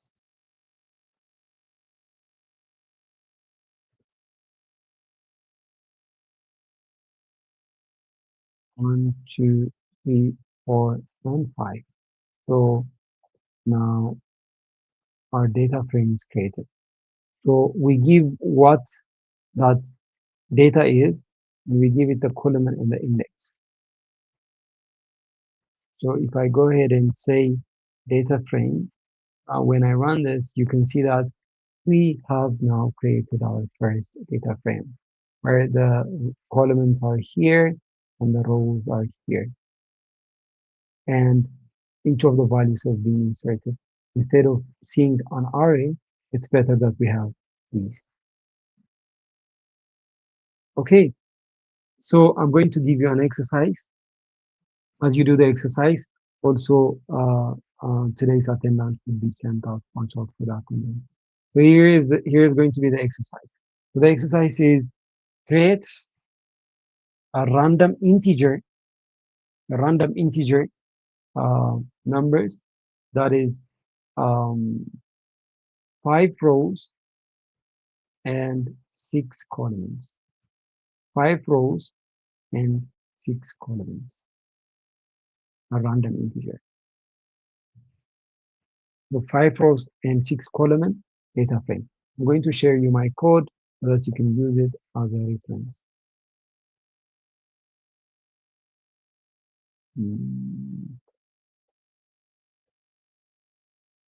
So there you go.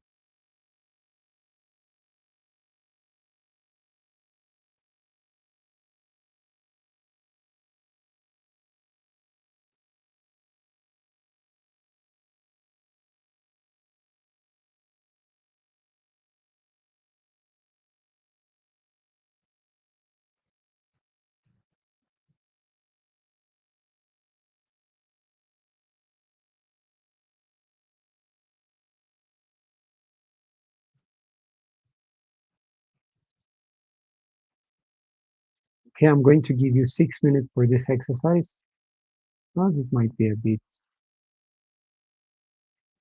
demanding on the others.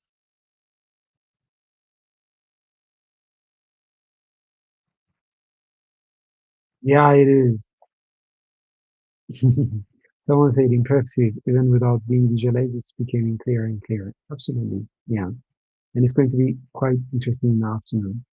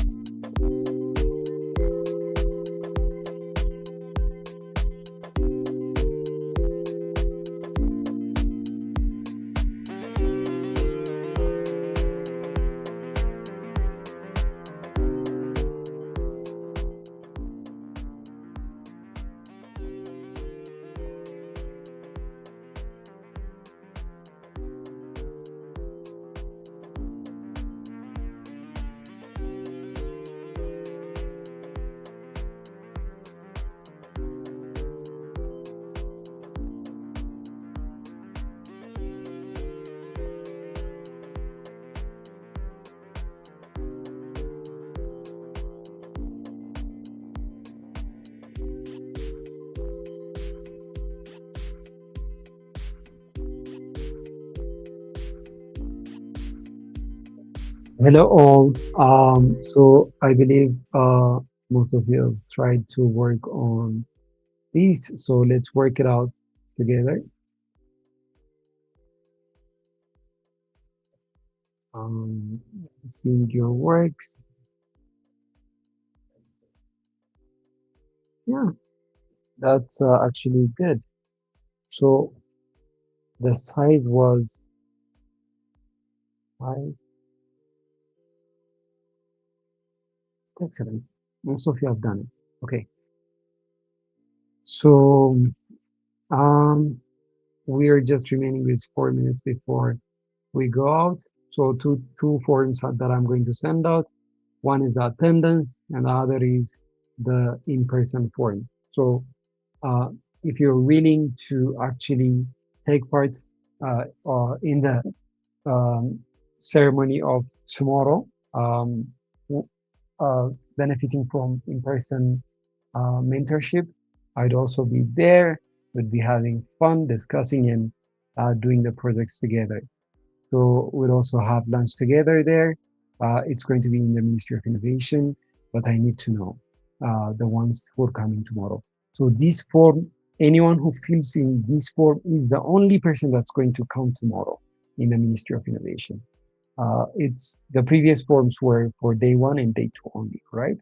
So to come in tomorrow, you should be able to fill in this form. So I'm going to accept only 40 of you. First come, first served. So first person who's filling in would be the person that would be able to um, uh, come.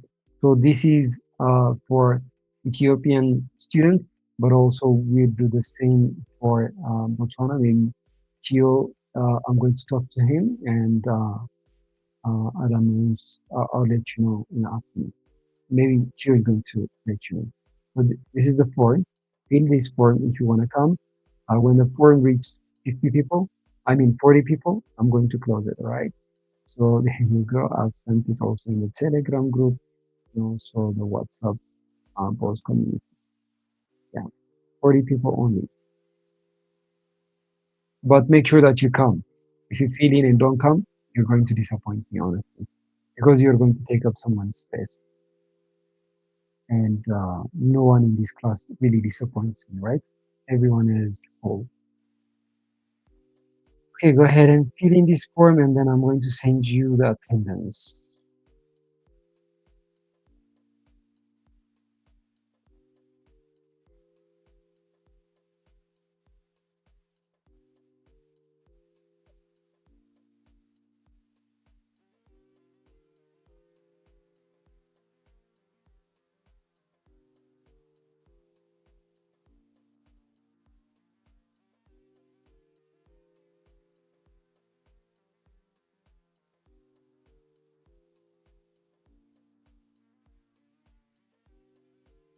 Let me give few of this and I will send out the attendance uh, in just 2 minutes. Let me reserve a time for this for 2 minutes. Um, and I'm going to send out attendance, right?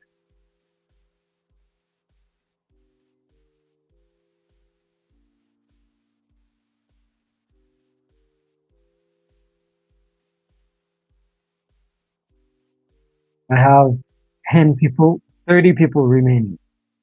When it's 40, then I'm going to close the form. Make sure you only fill in if you are coming. Please don't disappoint me by just filling in the form and not coming, because I'm going to close the form when it's 40 and you might use someone's space who's actually going to come. And please don't fill in if you're not in Addis Ababa, Ethiopia. If you're living in the other places of Ethiopia, like Bahar Dar or anything, because you won't be able to come.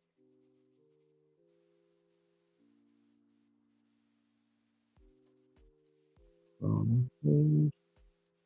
It's getting close. We're 25 people.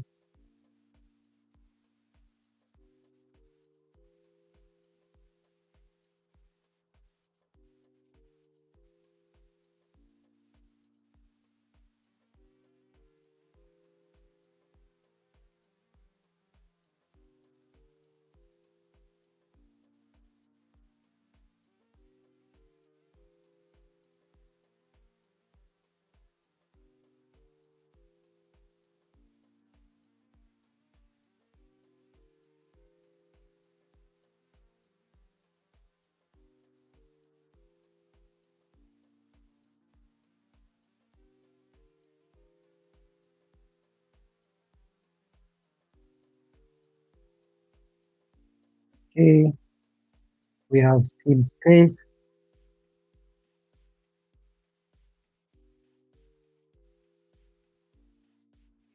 We still have space for registration of the in-person training. So there are 15 people remaining that could still be part of this. So I'm going to send out the attendance for the rest of you to fill in the attendance for today.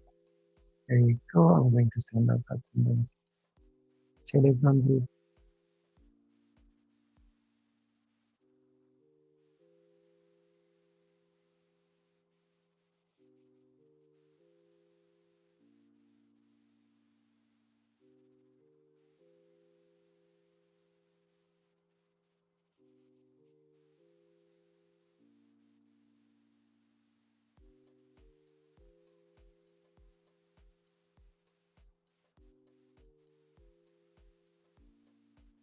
There you go. I've sent out the attendance.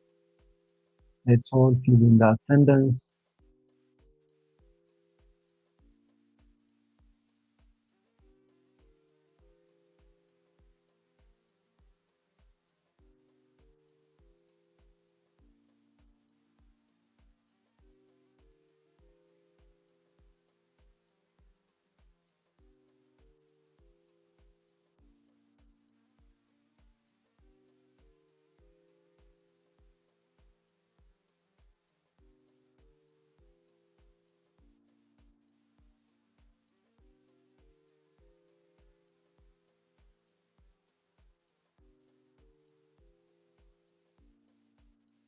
We have 12 more spots remaining for the in-person training.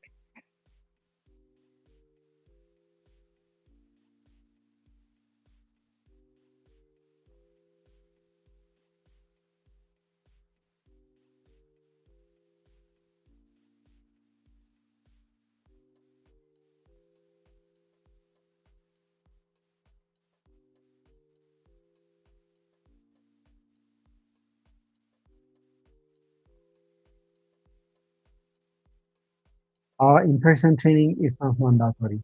It's not mandatory.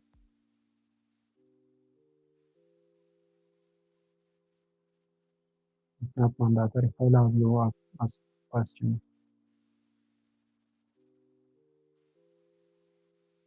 Okay, a few more people are remaining still. I'm going to make the form open, but I'm going to close it whenever it's ready. All right. You make sure to fill in your attendance and also this. Please, I can see already some people from like Botswana and stuff are actually registering, and also different other parts of Ethiopia. But necessarily, it's only for um, Ethiopian students, right? So Gaborone students, Franciscan, um, are not counted. So thank you guys. You have 1 hour and 30 minutes of break for your lunch. I'm going to start the timer.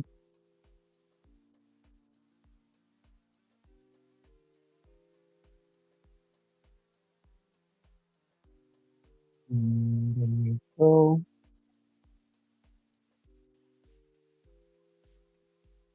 Okay.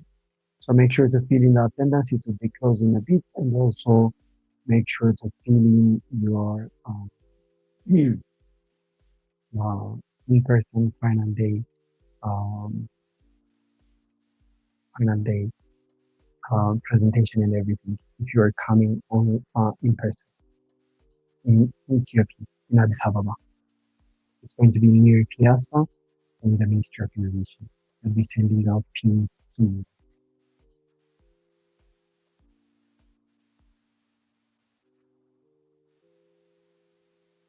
Okay, bon appetit. Have a good lunch. I'll see you back in an hour and 30 minutes.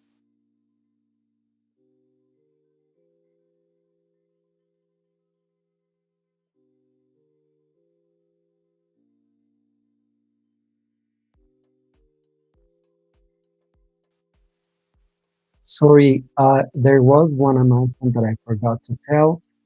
So we'll be using our Instagram page mostly for job announcement as we have connected these few providers, and we'll be announcing jobs, internship opportunities on our Instagram. And if you're interested in these kinds of opportunities, please go ahead and join us on our Instagram so that you won't miss updates.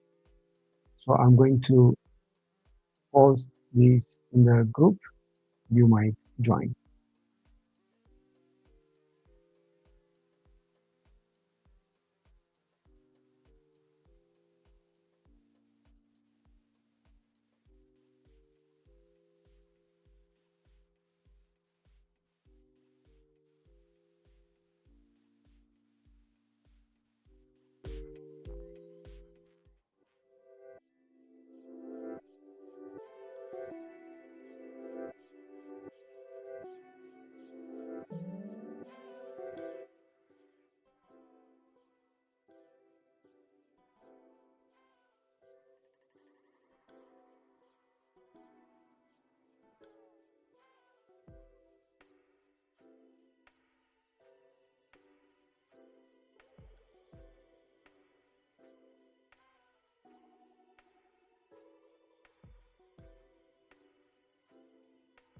Okay, have a good lunch.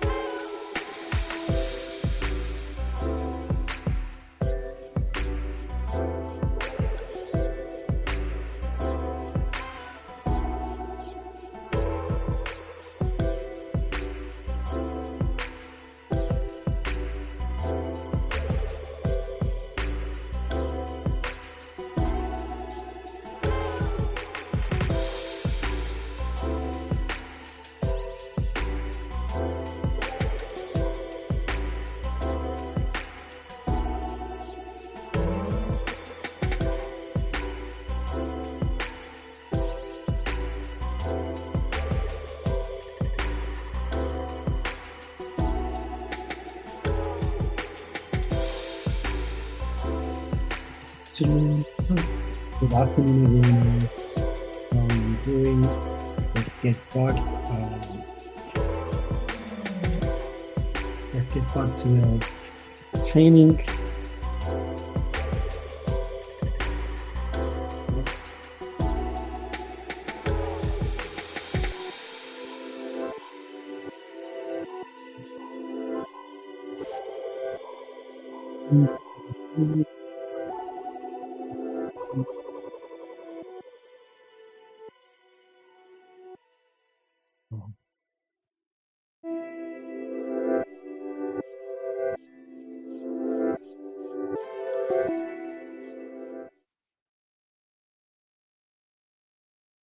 Good afternoon.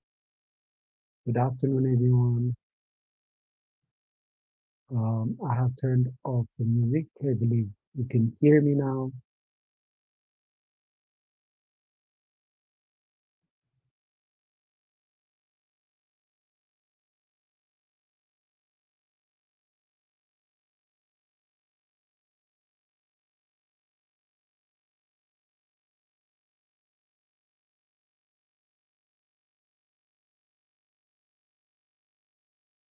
Good afternoon. Good afternoon, everyone. How are you doing? Let's get back to the training. This should be your chance to bring in a cup of your tea or coffee or a bottle of water, because we're about to dive into our remaining sections regarding pandas and also um, um, visualization using Seaboard.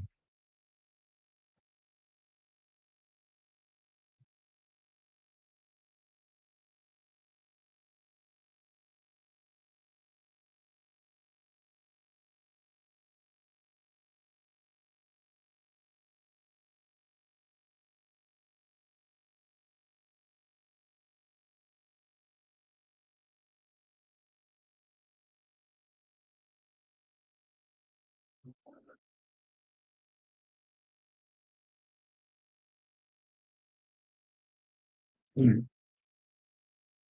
Good afternoon, everyone. Let's start joining the class.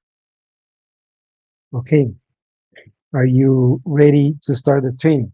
Mm. But as usual, how was lunch? How was your lunch? Uh, let's discuss about our lunch. As food is one of the critical cultures that we share as we live as a human in different world. So I'm going to share you my food. So I had the famous show because it's a fasting season in Ethiopia and with some what do you say vegetables. So mine is shiro plus veg plus um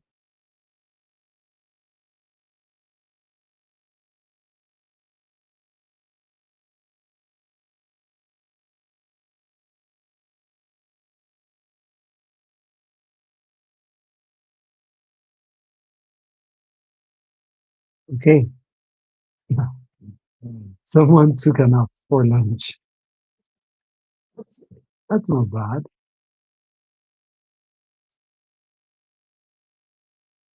Rest, you said as usual. What is that as usual? Good afternoon, everyone else. How are you? Someone had a pizza. That's very delicious one. That's nice. And a black coffee for lunch. A coffee for lunch. Really. And pasta. I'd like to see new foods. Lunch is delicious, of course. Therapies. Another super sure. Super sure. If you're actually in other parts of, not in Ethiopia, so shiro is one of the famous Ethiopian food, especially in the fasting season. And it's a pea, right? It's made of, I don't know what we call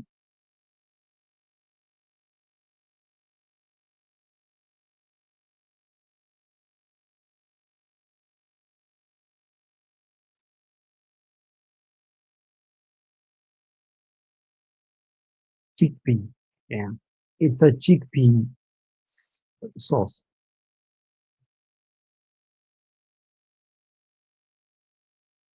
Rest is having air as usual. You consume the air. Sweet potatoes, lentil, and a steak. That's such a uh, fine food. Delicious pasta, hot spirit, Holy Spirit. Okay, this is someone. This must be someone fasting.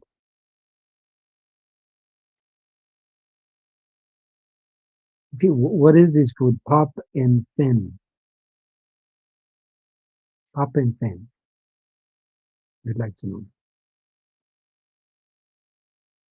The black coffee, like the long break.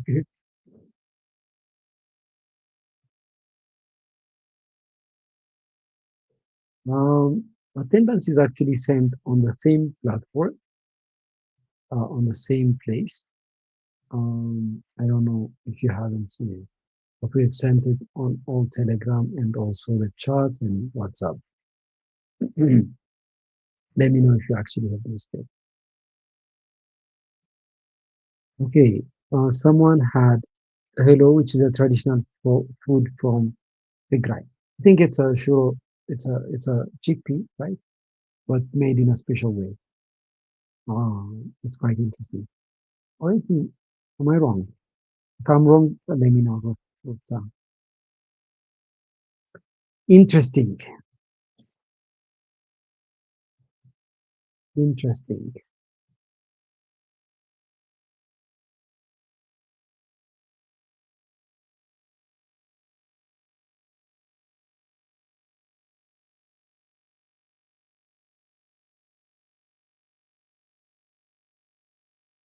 So let's start our training. You should have your grouping form in just a bit.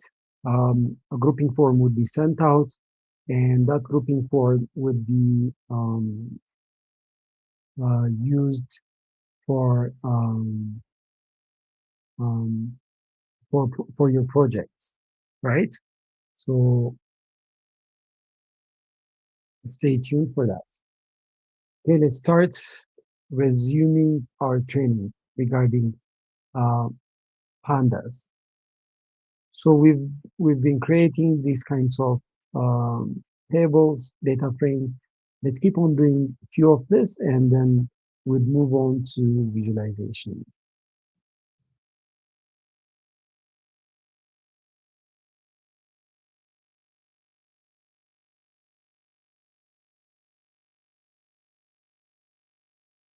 Okay. Um,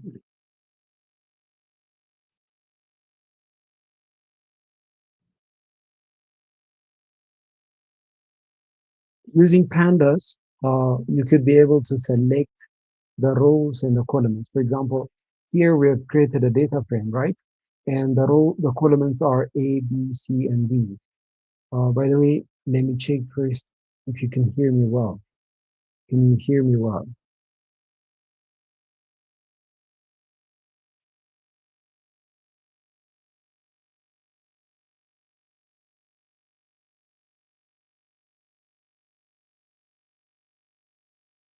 Can you guys hear me well?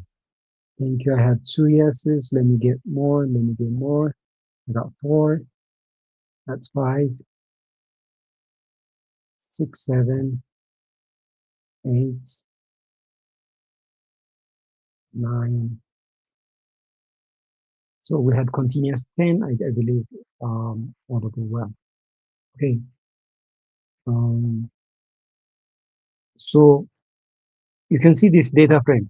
What if we wanted to select like A and B? What would we do? So the way that we proceed is we select the name of the data frame, and would be selecting the variable that we would like it to be selected.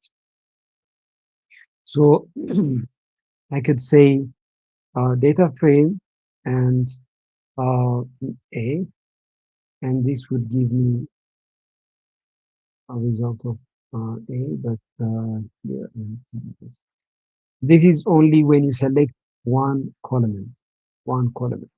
But if you're selecting multiple columns, then you need to put a double, um, a double, uh, like you need to provide it as a list. So whatever you give is actually a list. Okay. So when I run this, you can see that now I have column A and C. And whenever you would like to select a certain row, for example, I wanted to select, let's say, X, row X. To do this, you need to put dot look after the name of the data frame. So data frame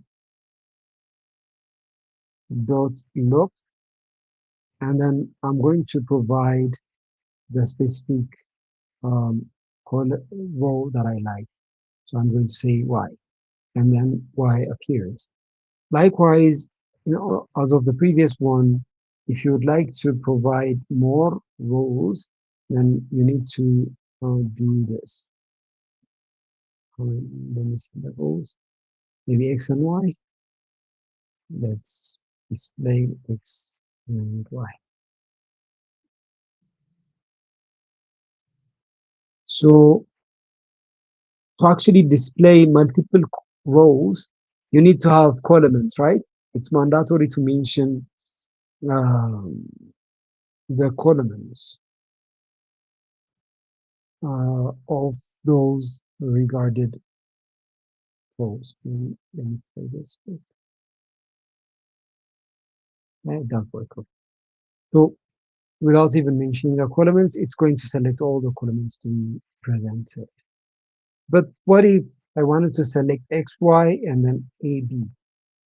The selection is going to be, um, then we do a double uh, square bracket, as in because it needs to be in the list. So I'm going to select and so we have X and Y and B, right?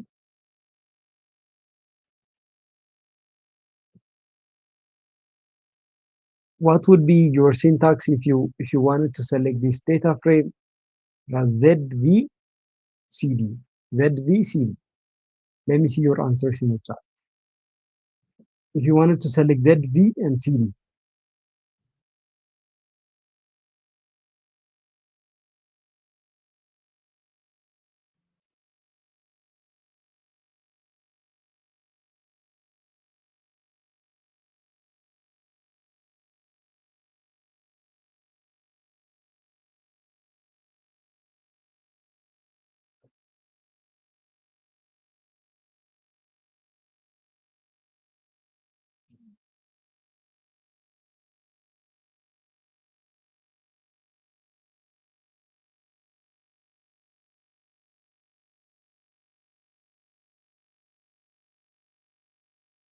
let me see the answers.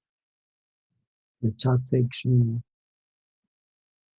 ZV and CD. If I wanted to select ZV and CD, what's going to be the code? The name is data frame. I would like to see the response.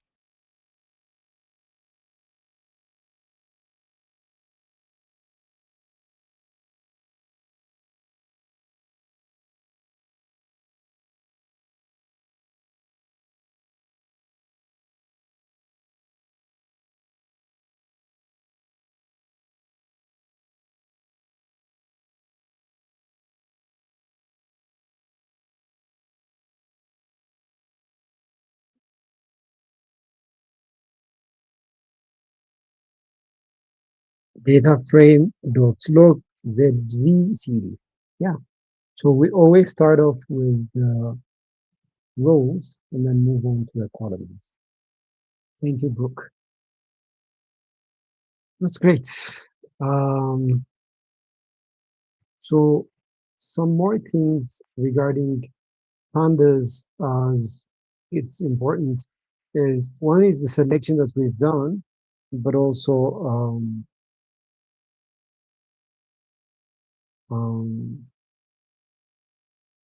cleaning data. So whenever you want to remove um, not unnecessary data, then uh, that's what we call cleaning of the data. But before that, let me show you one trick, and then we're going to use that trick to actually um, create some data frames. So in string, let's say, for example, I created a string that is A, B, C, and D. So if I check, if I go ahead and print the type, by the way, there is a trick that you can also use as such. You could say F between the string, writing the string, this is string formatting, and you can write, for example, in the or changing, before changing, and I'm going to write down in a curly bracket. So whatever I write in the curly bracket is like a variable. So type of string. So we previously have done this using commas to differentiate variables and literal printing, but now we can also do this, right? This is much easier. So whatever you put in as a curly bracket, first putting in F, then is going to be considered to as a variable or a function, not literal printing. So before changing, it was a string, but I can do this trick so that it changed to be a list. So I could say a string dot split, and when you split it, put a space in between. Then after changing, the type of string would be string. So you can see that it was a string originally, but later it changed to be a list. And even if I go ahead and print the string itself before and after,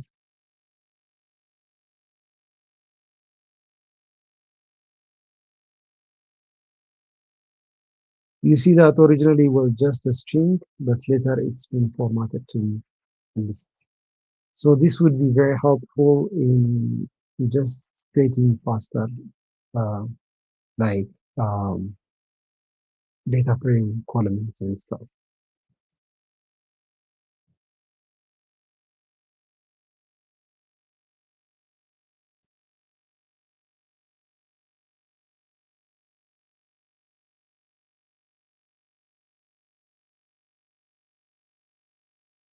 Okay, let's see how we can be able to update our data frames.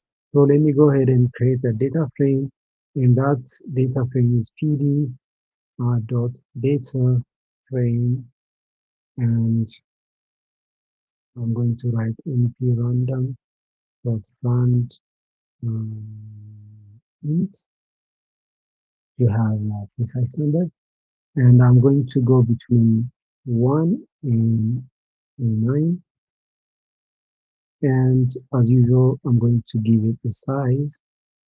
So size is like the shape, so which means the amount of data that I'm going to want. I'm going to give it 6 and 7, right? So this is the data. This is the data. Okay, this is the data. So I'll do a comma, and now I'll do the colon.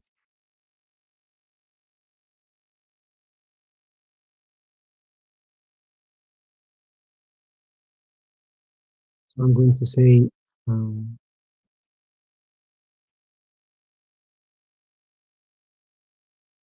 columns, and I'm going to give it in a split format. So I would like it to be A, B, C, D, E, F,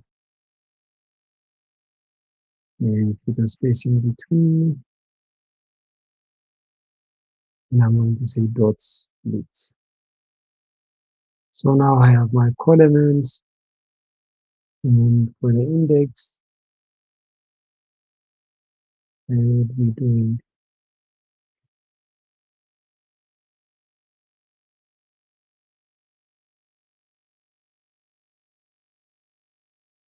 for index.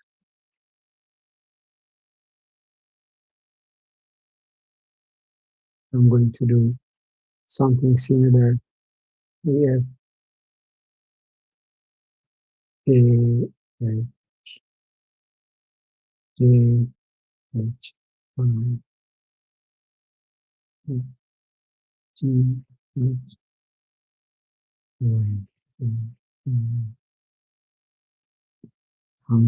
Do we have as a row? We have 6 rows. 1, 2, 3, 4, 5, 6 rows. We have 7 columns. 1, 2, 3, 4, 5, 6, 7. So G, H, I, J, K, L, and M. And dots it.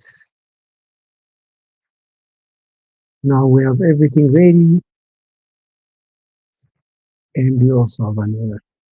That's because we are in the last part. So we created the data, which is from random integer, and we gave the starting and ending point the size of 6 rows and 7 columns. So for the rows is the index, we gave it this naming and this naming for the columns. Now if I go ahead and run this,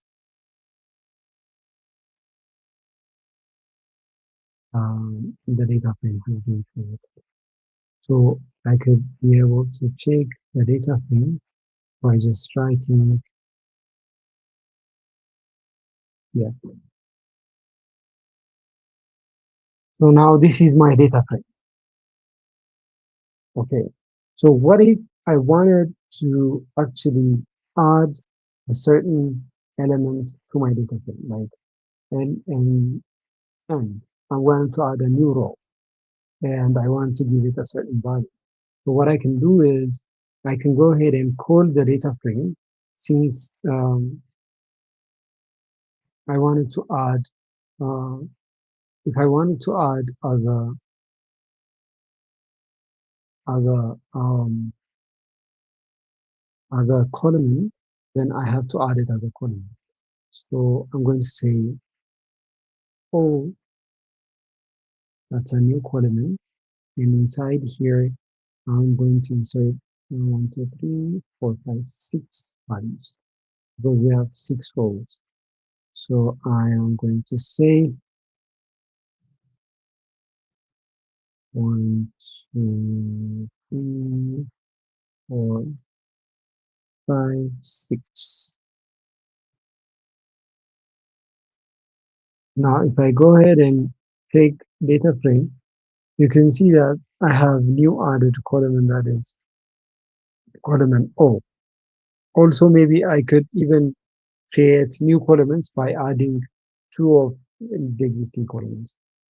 What I can do is, um, let's say, data frame, and maybe let's give it a name of G plus O, and I'm going to say data frame G.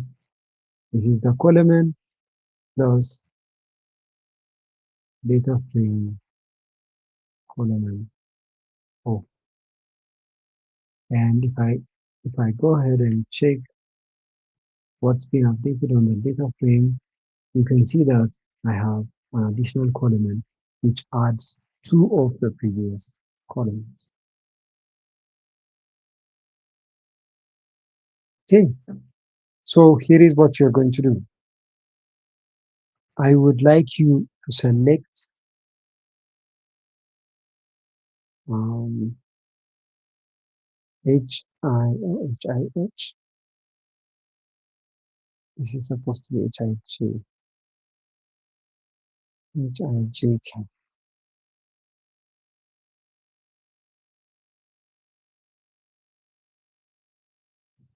I would like you to select HIJ and ABC by first creating a row, a table of whatever you like. So I would like you to select the first 3 rows and the first 3 columns. So 3 rows and 3 columns. So you can create a table of random integers, random n, the way that you like. So I'm going to give you 5 minutes for this exercise. But before that, let me see if okay, I'm going to show you the code again. Oh, people are saying we're going too fast.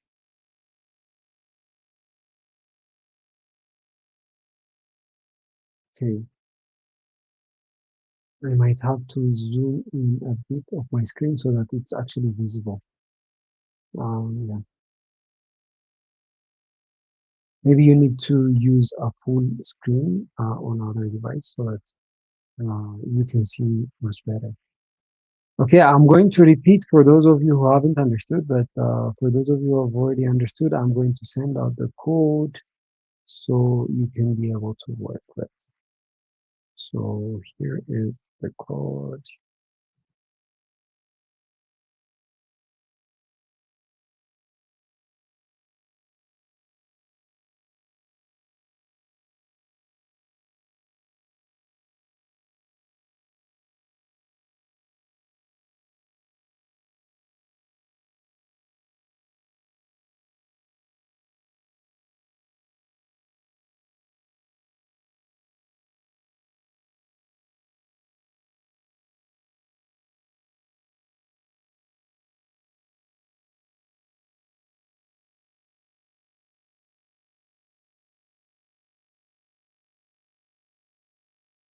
There you go. I have sent out uh, the code.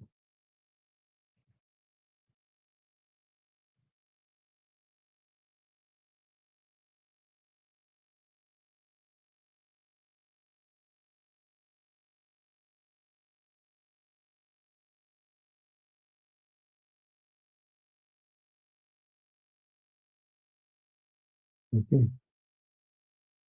So for those of you who have understood, uh, go ahead and do the exercise. Create these and select ABC and HIJ. Okay. But first do what I've done. But for those of you who would like the repetition or to understand what I have explained to understand well, then I'm going to go ahead and explain. So we start with creating the data frame. So the data frame creation is as follows, where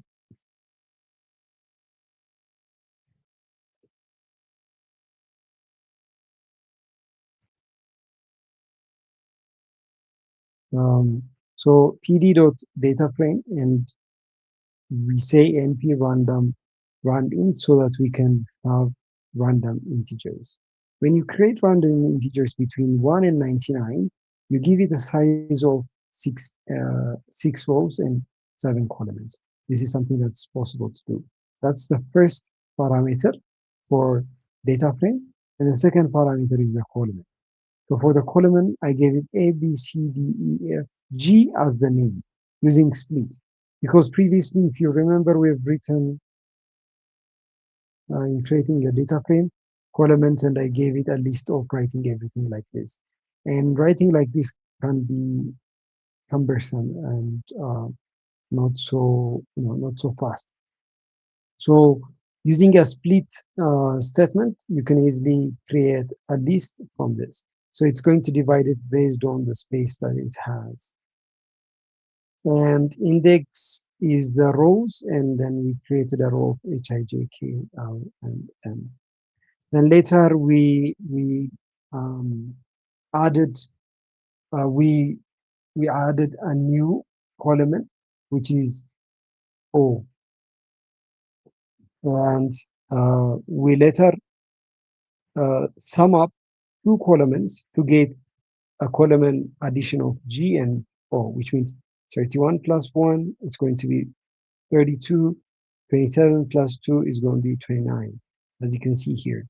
31 plus 1, 32, 27 plus 2 is 29, 95 plus 3 is 98, and it keeps on adding the two of the columns to get the last column. This is what we've done. Yeah.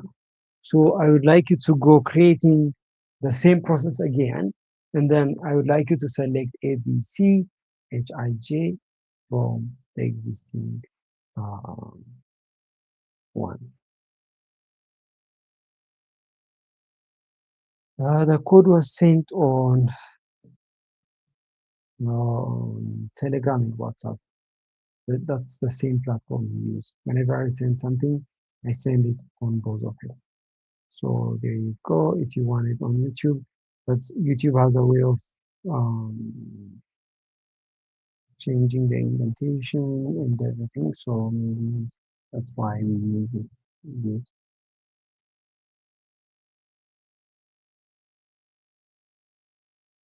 In the charts. Well, that's why we use the charts.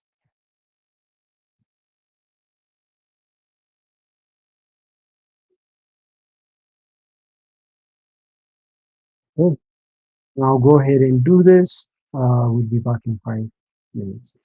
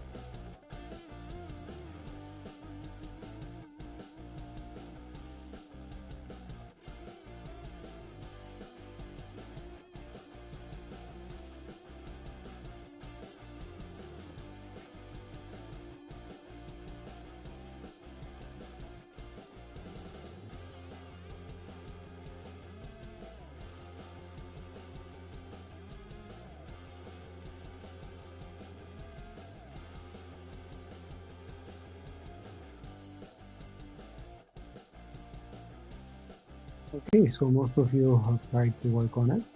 So selecting is quite easy, right? We select the data frame, then we say look, then we say we give it first the columns, the rows, I mean, H, I, J. And for the rows, for the columns, we do it A, B, and C. And this is going to be selected.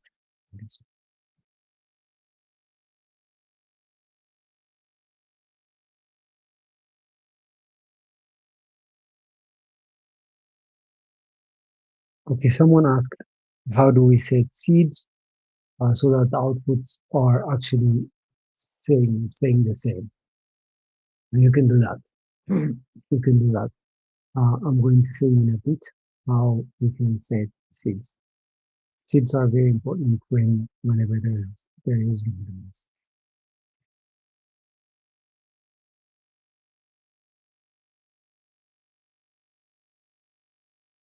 Let me see if there are any questions. If there are,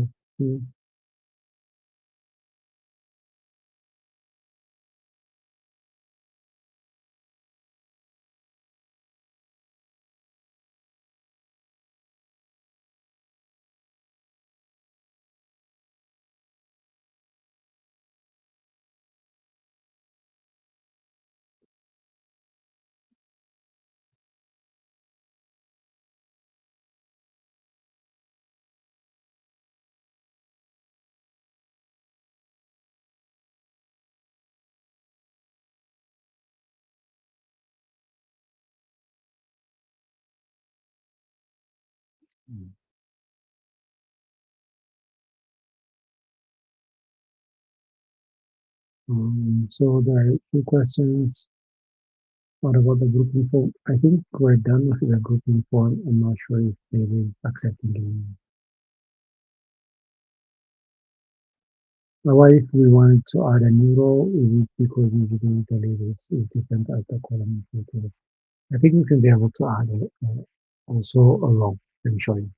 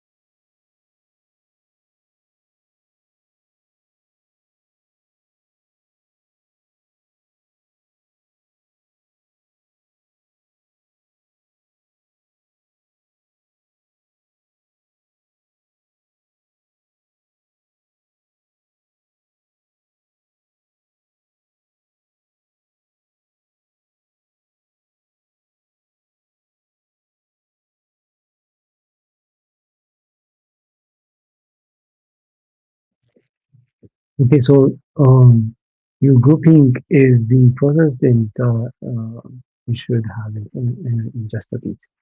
Okay, answering this question, to create a role, so you need to add df df dot plot, and then we should be able to give it the links of the role, like index. We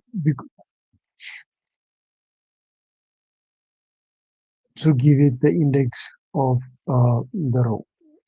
So to do that, maybe let's try this. If it works,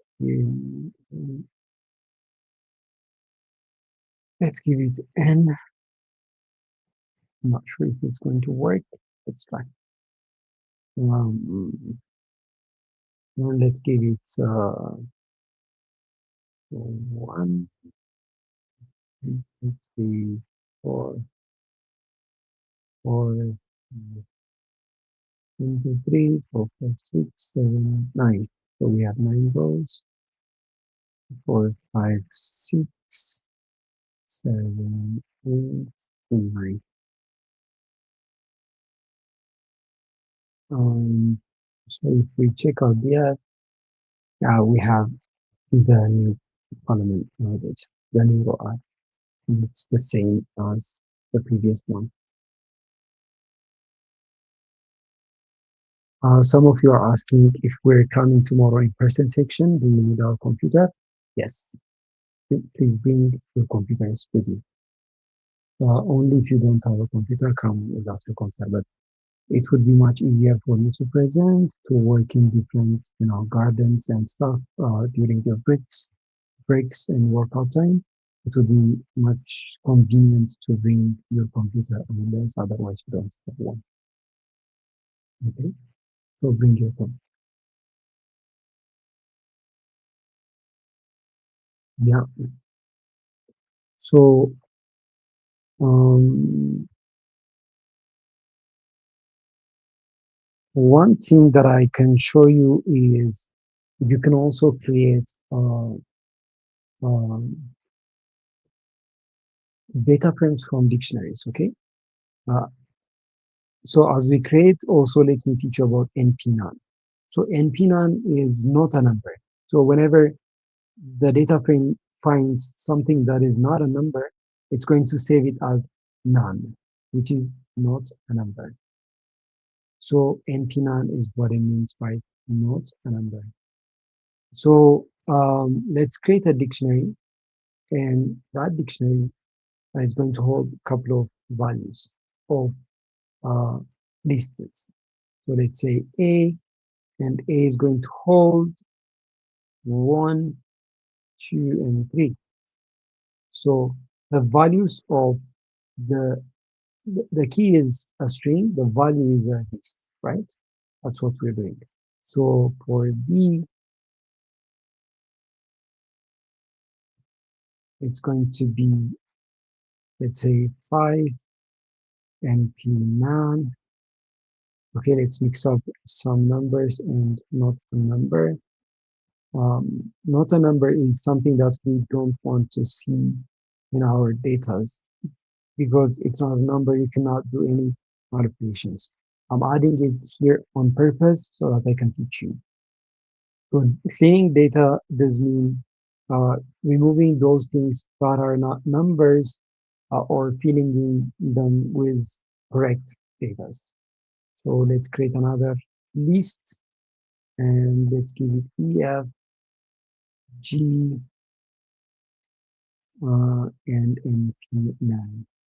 So you can see that all the lists that I'm creating have um, um, 4 elements. So the last list, let me give it 10 and none and all NP nuns for the rest of the data. Here, what I would like to have is this. Okay, so this is our dictionary. We can check it out, and this is what we have. And directly, we can create a data frame from a dictionary. because these are going to be the columns. The keys are going to be the columns. Let's see what it's going to happen. So let's create a data frame 2, and let's create pd dot data frame and give it a value of the dictionary. Actually, just the dictionary, and that much. But I have here. Um,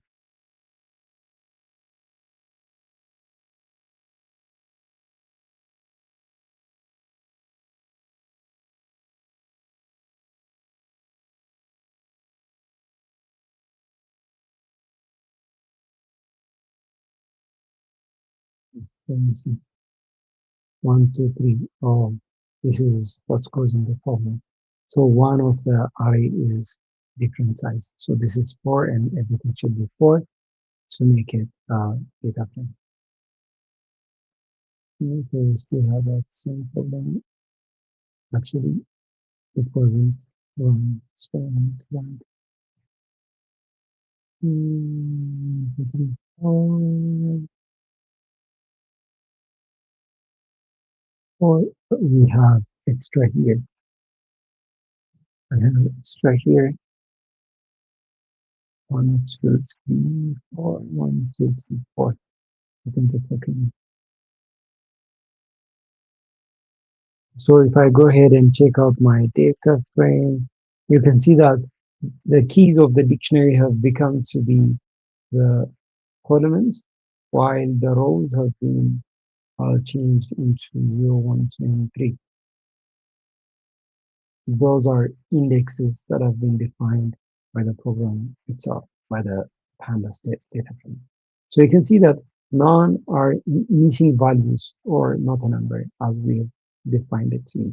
So whenever we have non-values, there are different ways that you can be able to clean your data. For example, if your data is big enough and the non-values are very small, what we can do is just drop NA.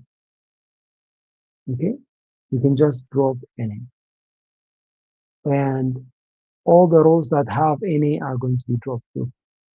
These all rows have at least one NA, so it's going to be dropped, and the only row that's remaining is these B rows in the X form. But this is not advisable if your data set is actually very small. You can also drop NA in the column wise. So whenever you always implement different functions, you either do it in a row or a column. So if you just do it as it is, mostly it's by default, the axis is 0. Axis 0 means the row. So if I say axis equals to 1, then what it means is now it's going to drop on the axis of the column, on the axis of the column. As I run this, now it dropped all the columns that included none. So none, this included none, this included none, and also this included none. So it dropped them all at once. And lastly,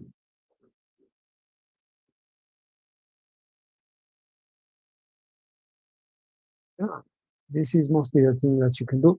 But also there's different ways that you can feel the non-values, right? For example, if you feel like you wanted to feel values using um, a single value or a function that does mean, you can always do that, right? You can always do that. So for example, look, in B, we have nums, right? So let's consider like average, filling with the average value. So you can find the average of this column in different ways. Like you can select the column and add up all the elements and find the average.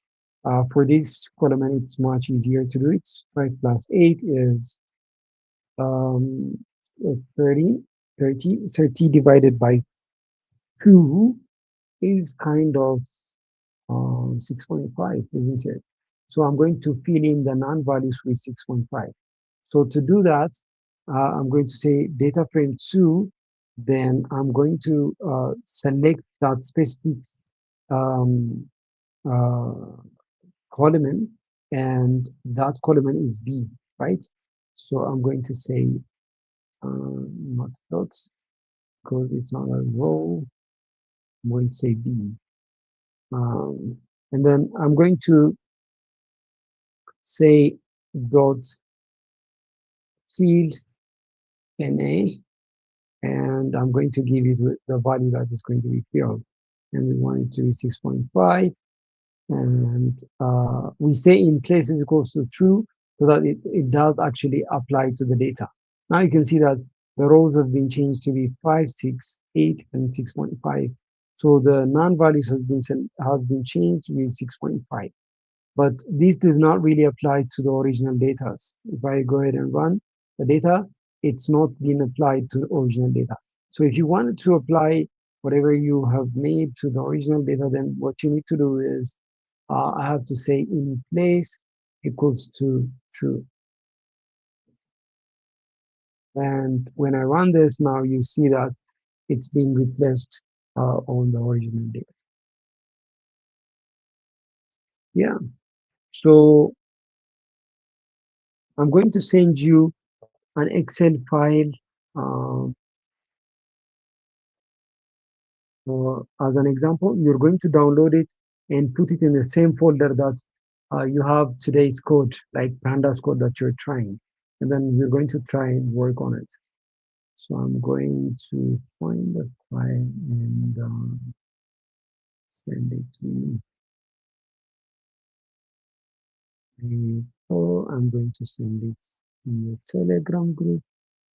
I'm not sure. I cannot send the files on the.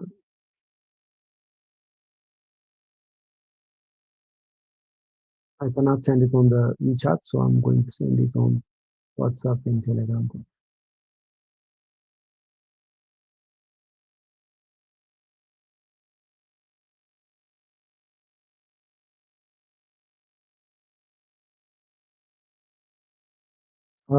So I got a message right after here. So after filtering um, the students who are going to participate for tomorrow's section in person, only the ones living in Addis Ababa, Ethiopia, even though there were more people still registered, but the ones living only in Ethiopia, Addis Ababa, are 32. So we still have room for a couple of more people, like 18 people.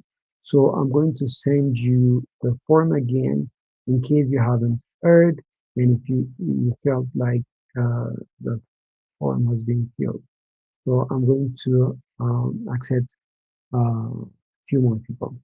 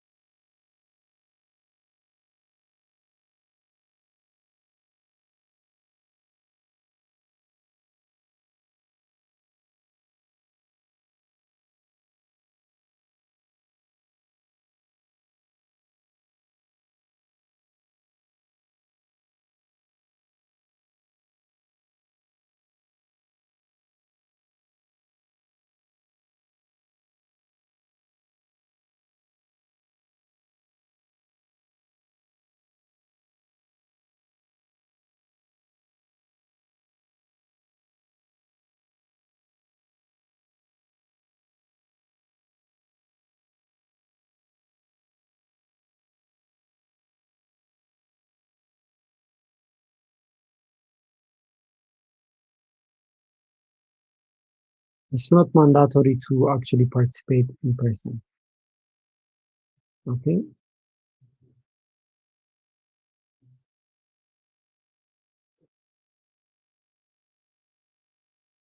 Okay, I believe everyone have downloaded the example file and you've put it in your pandas folder. Can I get a thumbs up uh, if if you have actually uh, put the file in your folder? Some of you are saying you're moving a bit faster, but you know the time is also moving fast and we need to cover a couple of things. Maybe I'm not sure if you haven't covered a couple of things that we've learned previously. That could be a bit heavy, but if you were following every classes, every assignment, every homework, I mean every classwork that we've been doing, then you should be okay. And if you miss and feel you've been left out, don't worry. You can always check out the videos and also write your questions in the community. We have a very supportive community that is supporting one another as well. So please go ahead and keep on grinding. Okay, I want to see more people who have put the example uh, data frame inside your folder. You could put it in a different location, but navigation is another thing that could just add, um, you know, inconvenience. So just put it in the same folder that you have your pandas code. I have four confirmations. Actually, one, two, three, four, five, six. Group did it twice.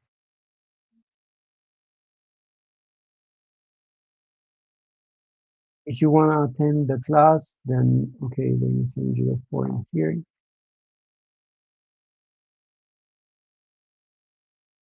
Okay, there's a limitation of chat that we can do on YouTube. That's why it's breaking. I'm sending you out.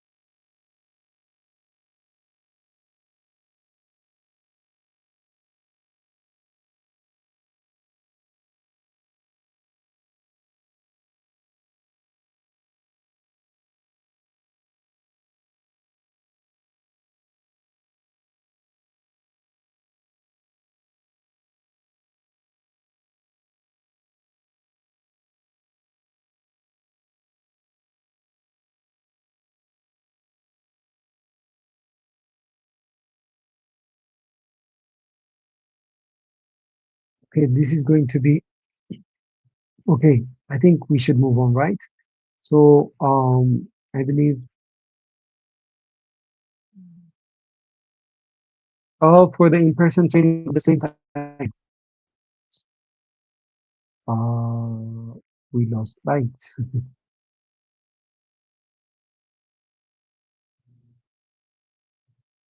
We lost lights, which is not so cool. Okay, here we have also power. Hold on.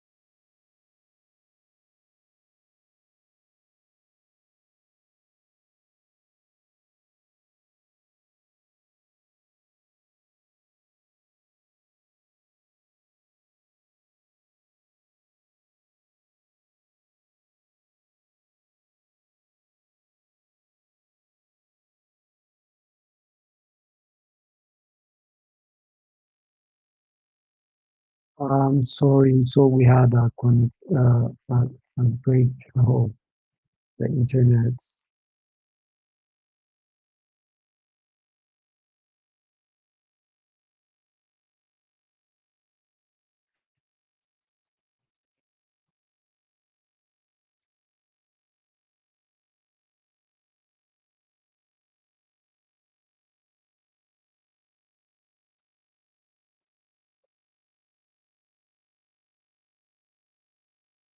Wait, let me share my screen.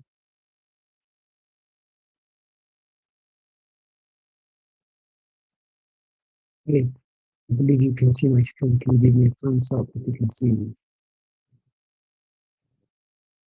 I am back. I am back. We can keep on taking the training for the times that we have. It's okay. I think I have power for that.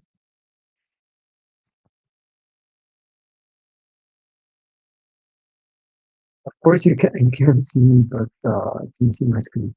Can you have my screen? Can you see my screen? What about now? Can you see my screen?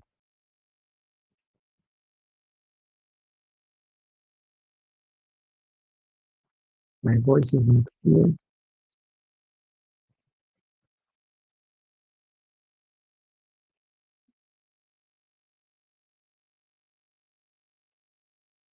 My voice is not clear.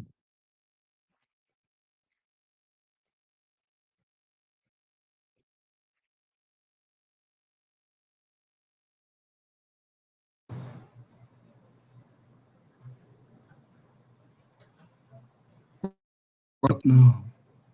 Can you hear me? Can you hear me better?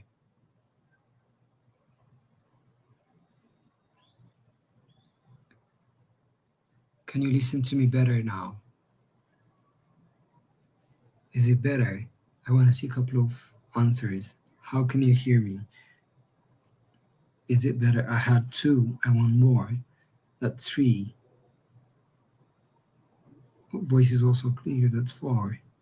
That's five. Six. Seven. Eight. Nine and 10. Voila. Uh,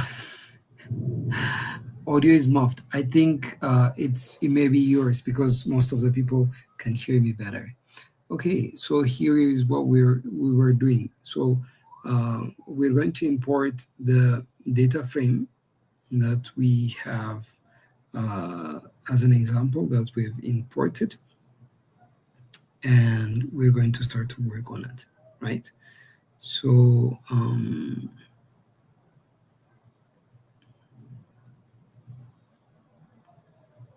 so since the data that I've sent you is Excel, so let's say data frame CSV, we are reading the CSV file, which is a type of a file that's mostly Excel type, but not Excel. So whenever you want to read a file, you just say pd.read.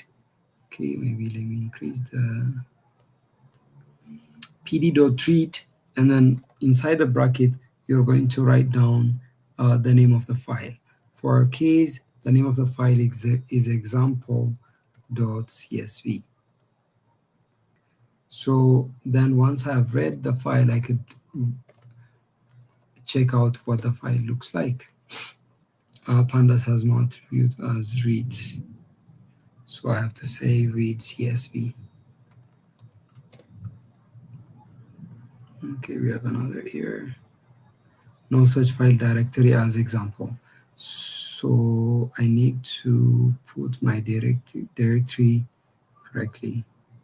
Oh, actually, I haven't brought the file to the specific location. So let me bring in also the file for my case.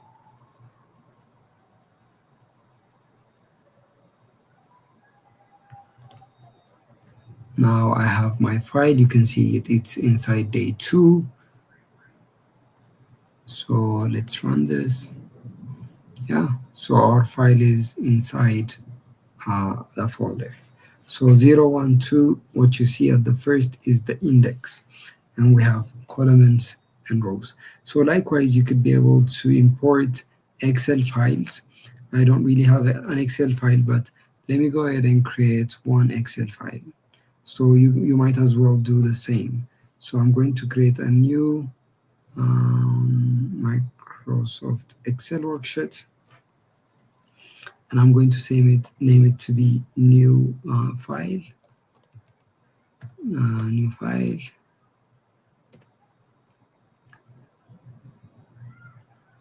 And here I'm going to add like name, age, and grade.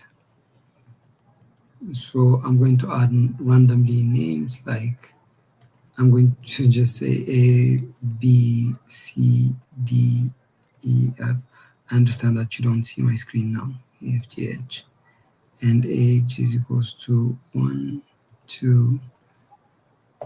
So I'm just creating an Excel file. You might as well do the same thing.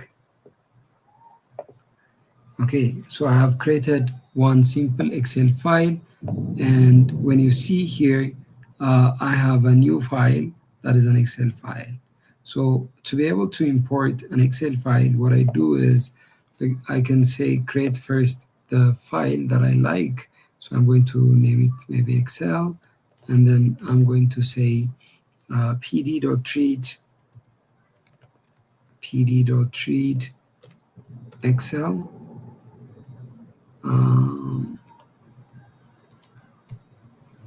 And then I'm going to give it the name of the file.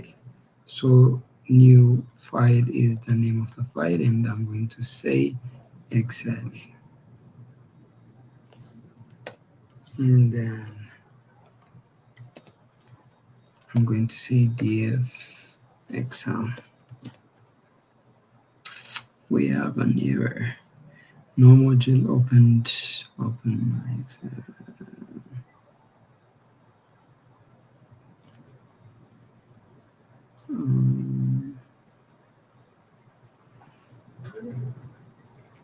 I think the problem is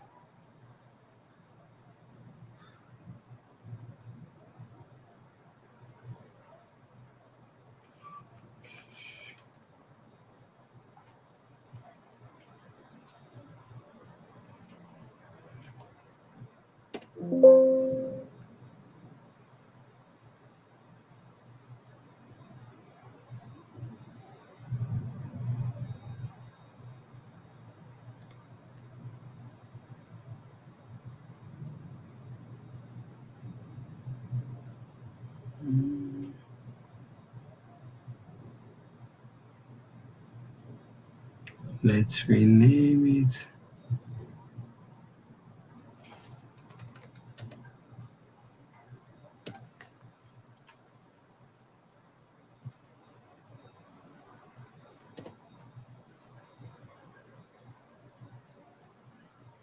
So there is a dependency that is remaining, so I need to install this dependency to be able to read Excel files.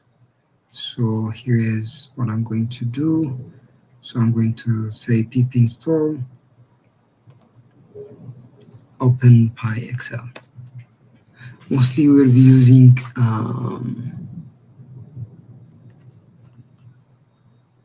pip install open PyExcel.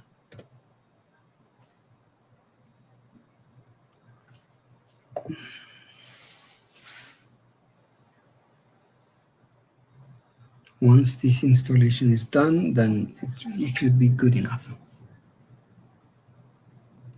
So necessarily, depending on the type of file, there could be some dependencies that you need to install, but necessarily using pandas, you could be able to read most of the files related to data science. Okay, it's creating installation issues. Let's not over stress on this. It's really okay. And we can fix it. Maybe I'll fix it and show you. But this is the code to read Excel files, right? Yeah, so this is generally regarding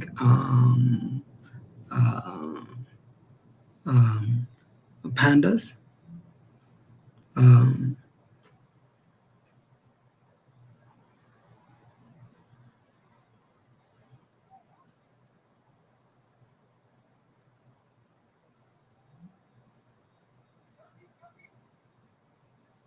Yeah.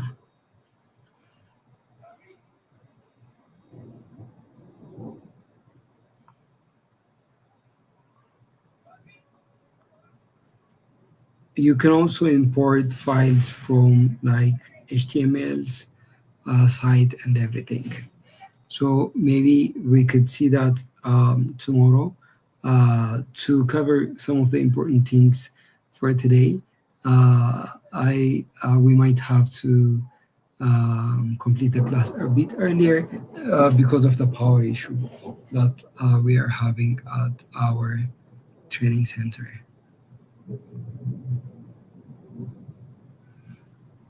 So here is what we're going to do.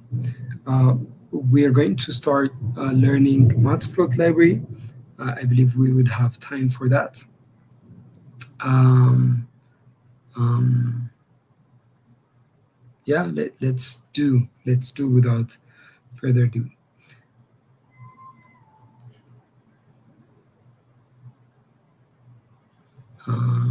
So I'm going to create a new file, and I'm going to say it matplotlib.ipynb. So here, what we're going to learn is matplot library.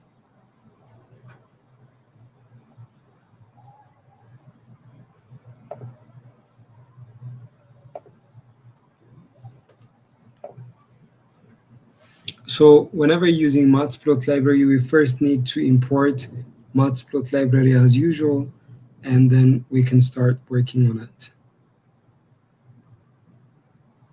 So until this point, the files and the types of data that we've been using is actually, I mean, the type of libraries that we've been using is for like numerical manipulation and then data frame orchestration. But now we're going to use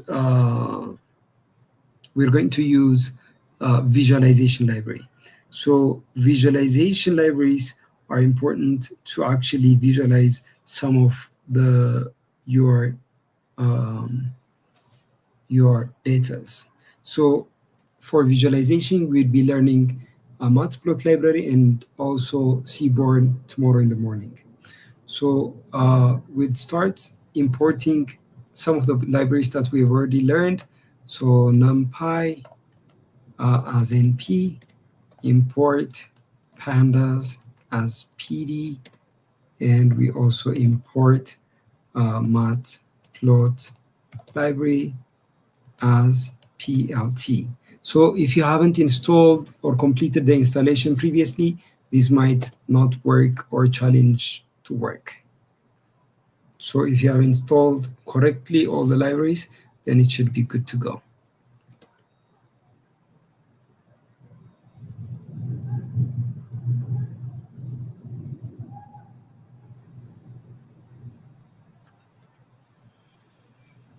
Hmm.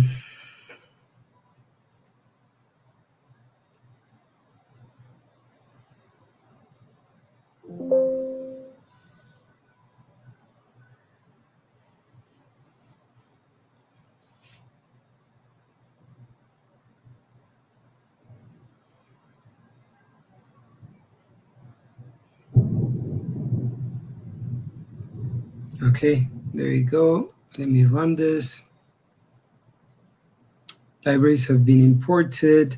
To be able to use a matplot library, we always have to say inline matplotlib inline. So what this does is you could have your demonstration image and graphs inside the same notebook.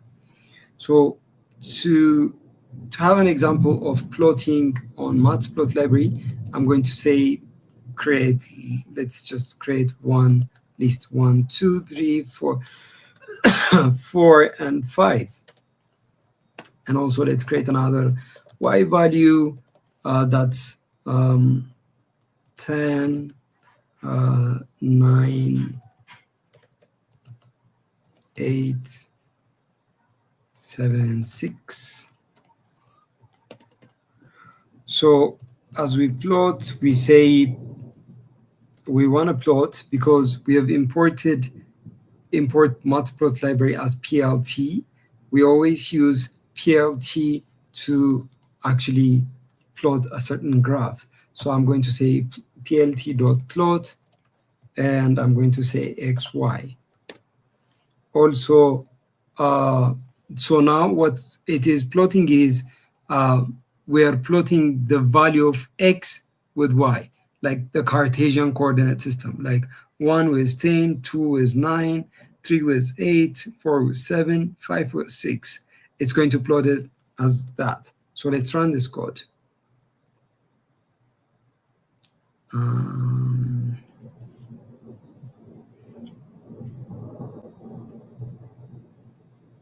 what?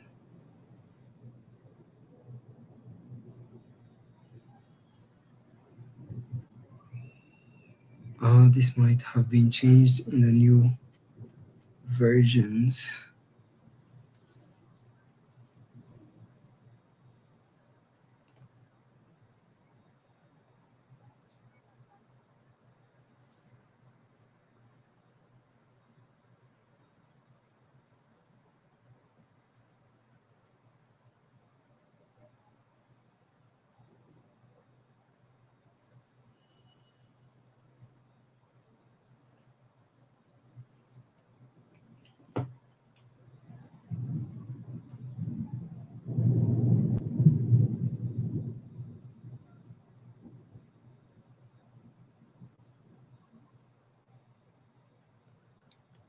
I think we need to put pi plot here. Okay, as we import plot library, we need to import the pyplot class. So we need to say matplotlib.pyplot. Okay,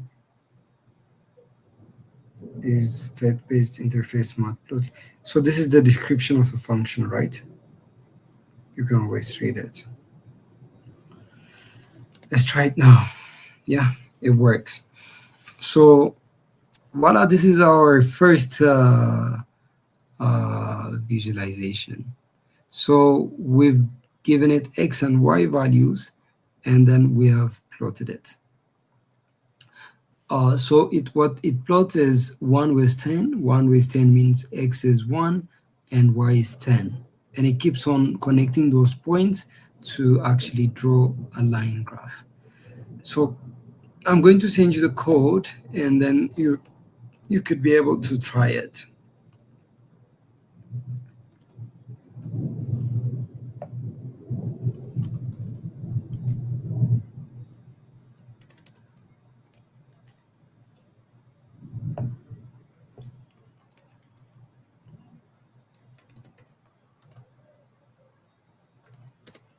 Okay, I have sent it on the Telegram group, and I am also going to send it on the WhatsApp community. So go ahead and try this. Let me see what works for you. Actually, people are plotting already.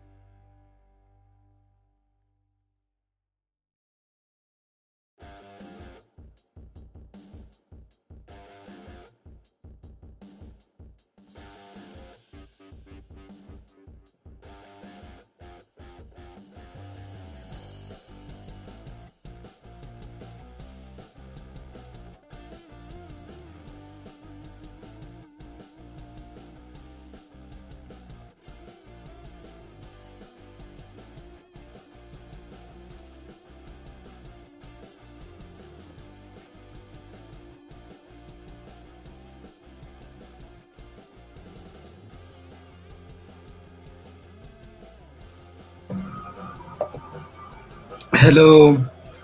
We got light back. We I was actually there to see light getting fixed. Okay, so we have our light back. Life is easier with light, isn't it?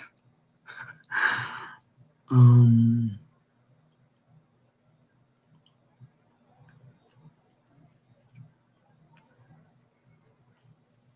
so I understand it's your break time. Um, but before that, let me just show you one thing, and we're going to go for our break because you might as well try to do some of this. Let me check my screen sharing. I have to do it better. Wait, let me remove this. Mm,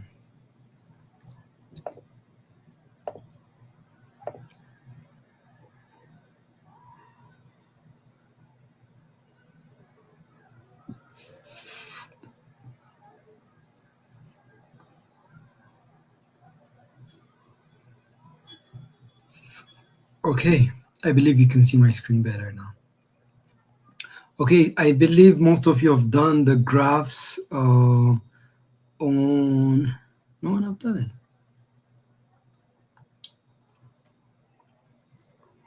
Oh, I never sent it on Telegram group, guys. I'm sorry. I sent sent it in a different group, actually.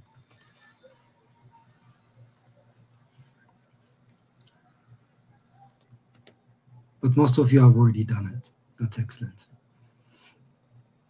So let's draw a sine wave kind of graph, and let's do a bit of a manipulation on that, and then we'd go for a break. The light has made us a bit, you know. Okay, so there is this function on NumPy, and you can be able to create um, um, multiple values from between 2 points. For example, between 0 and 10, I could pick up 20 values with equal distance. So if I could show you A,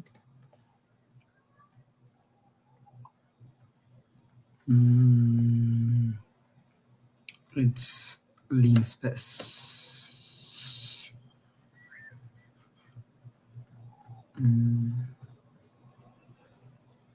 Lean space. Okay.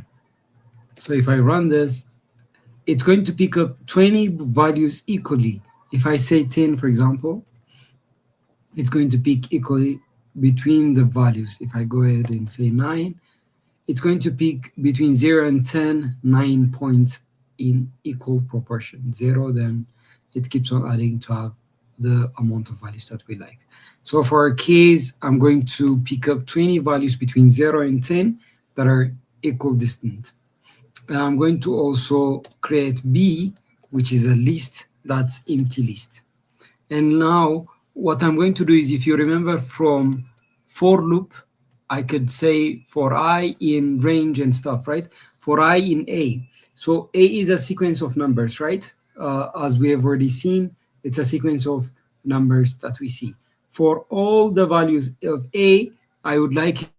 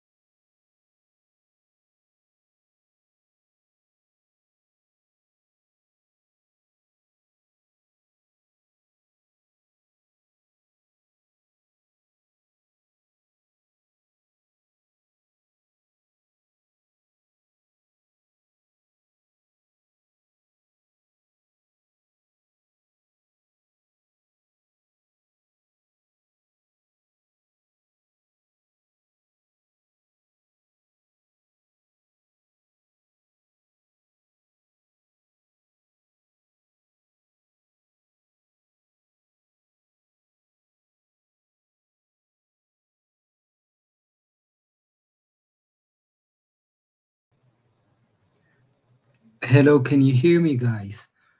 I thought I was online and teaching you, but actually I was offline. Um, where d- where where did I lose you guys?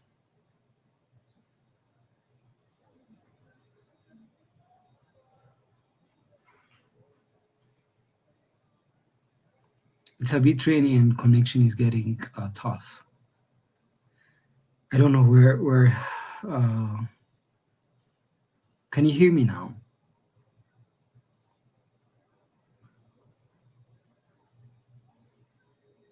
Okay, for I in A. Ooh, I've been talking for a while.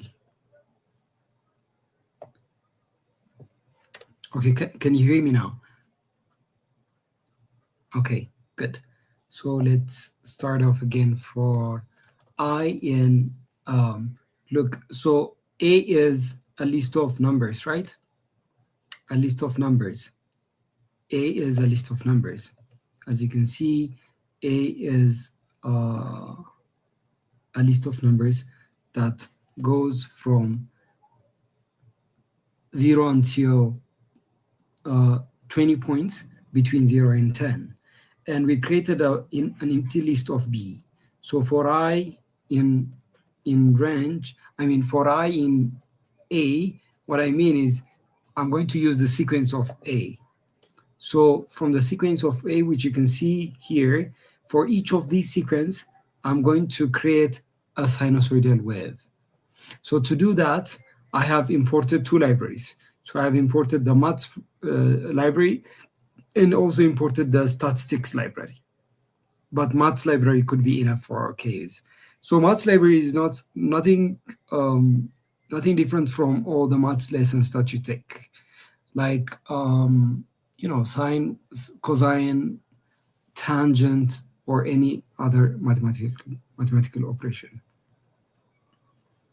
For I in A, and I'm going to say here creating so inside of B, I'm going to append, because append is adding an element to the existing list. So I'm going to append the maths, from maths to sine.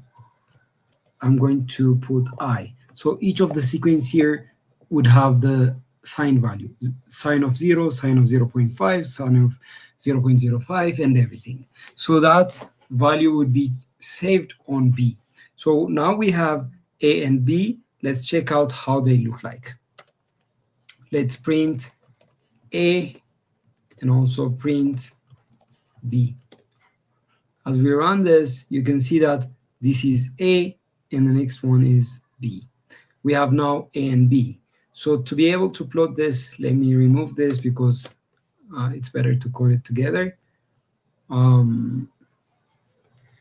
So to plot any graph, we say PLT because we're using matplot library, and then I'm going to say plot, and I'm going to give it A and B. So as I do that, I have my sinusoidal wave. So if I could increase the amount of points, then my graph would be much better. So if I have like 40 points instead of 20, then my graph would be much smoother, as you can see it now. So I could give my plot a color, a title,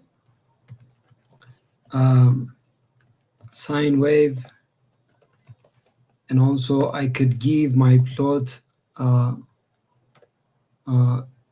X label, which is X axis, and also give it Y label, which is Y axis,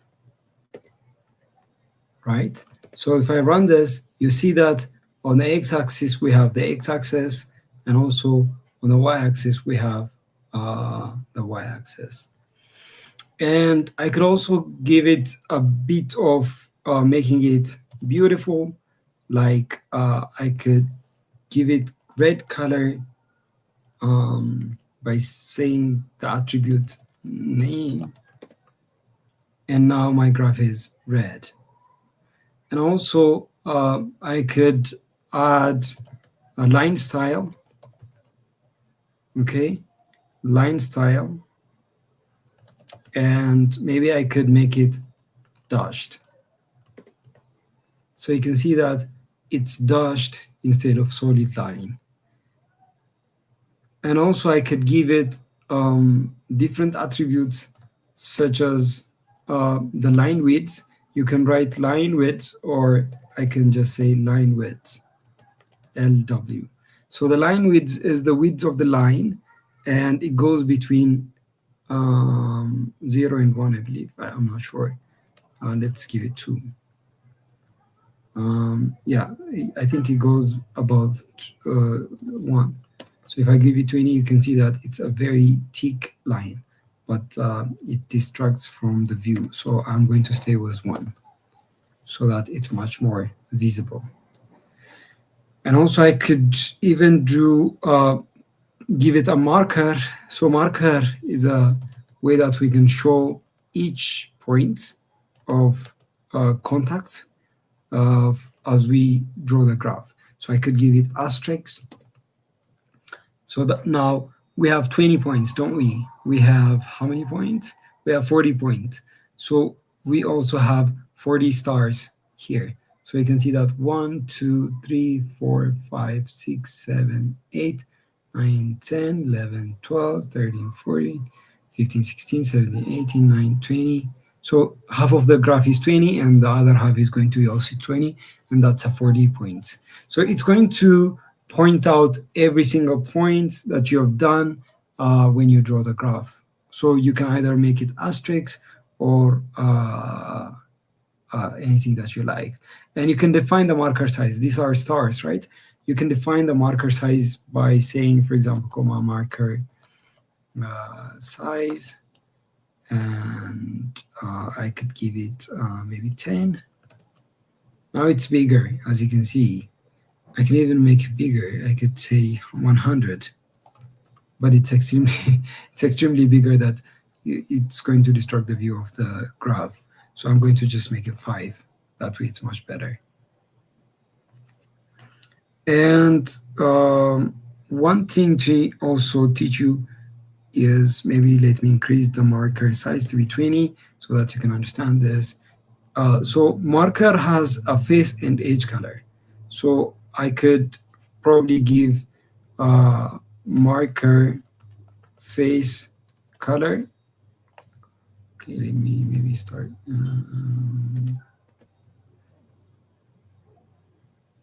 Marker face color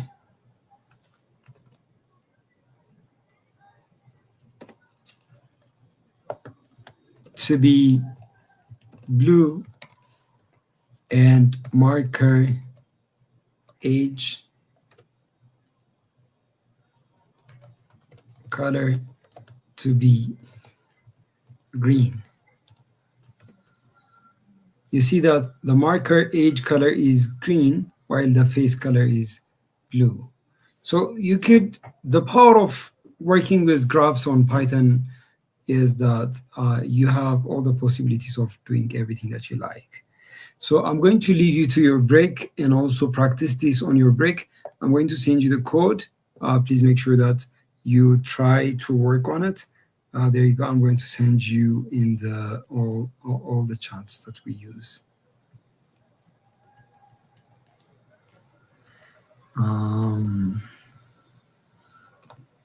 Here is the code for doing everything that you would prefer to do with it.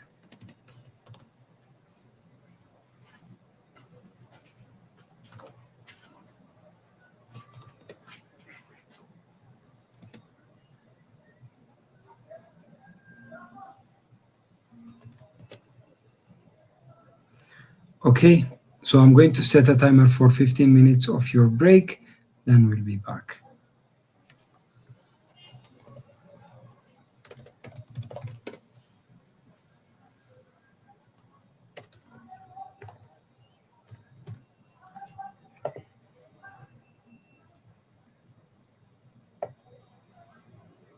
So yeah, go ahead and try this, especially maybe I would like to see if you could create a cosine function. This is a sine function. Maybe try creating a cosine function. Okay, I'll see you after the break.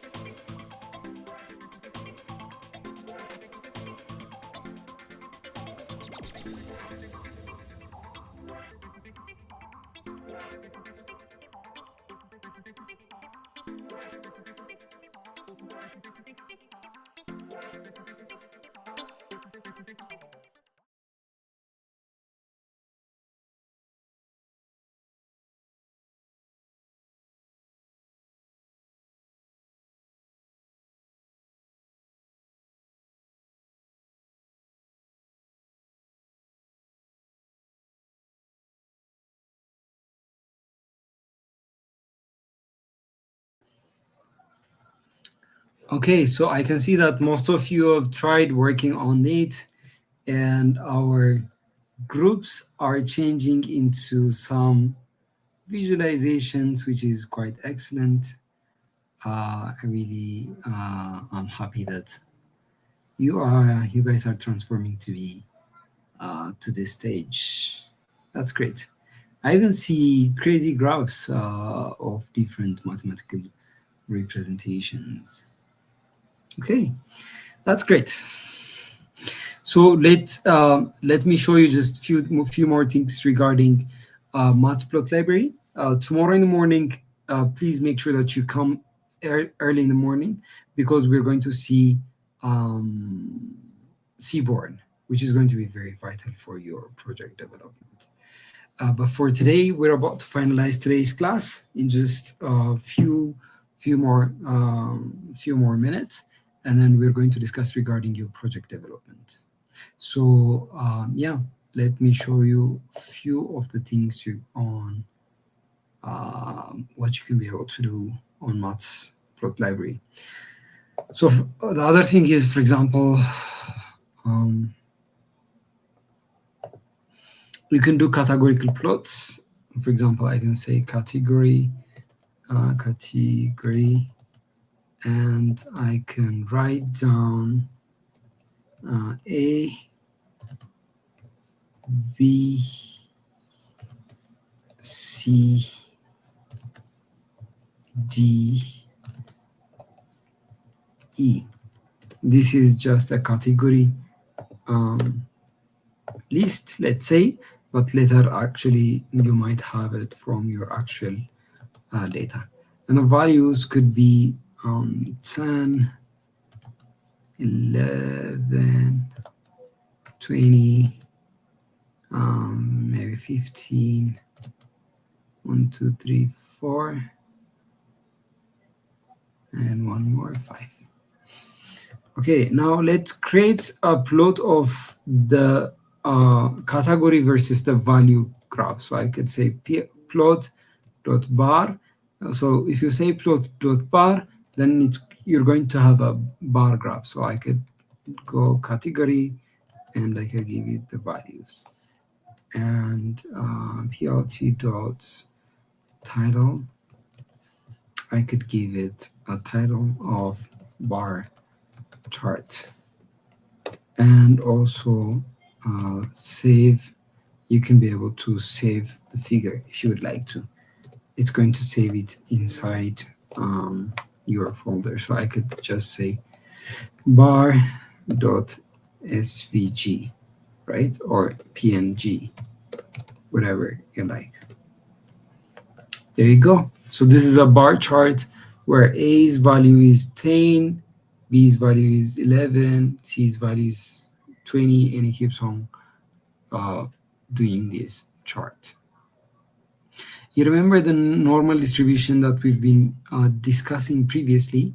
Maybe we can do a graph to see how the distribution is. I can say data random or normal distribution, and I can say np dot random dot rand n, and I could pick 1,000 values, or maybe we could start with 100, and we could do a plot of histogram. So histogram plot is a plot which is going to show the distribution of each value in your data set. Let me probably draw the graph, and I'm going to show you what it means. So to draw the graph, we give the data, which is data dot normal, which is a normal distribution data points. And let's go and plot it. So histogram plot shows that, for example, at value of -2, we have 5 values. That's what it means. Around -1, we have 15 values. So it's a cluster of values. So the amount of numbers that you have in the same region or in the same point would be added up together. Okay. How many? I mean, you could consider this to be a stock of your snacks. This is, for example, this could be a chips, this could be a chocolate, and you have 5 chocolates, you have um, 15 snacks of something else, and it keeps on going like that. So when it's a normal distribution, around there is a much cluster of data. So the beans are small, actually not that much, so we don't see the details. So to have a better amount of view, I can add beans, more beans. So I can say beans is equals to 100 beans. Now you can see that I have a better, actually this is 10. Now you can see that I have a better distribution, but let me pick a better amount of values of the random distribution, maybe 1000 points.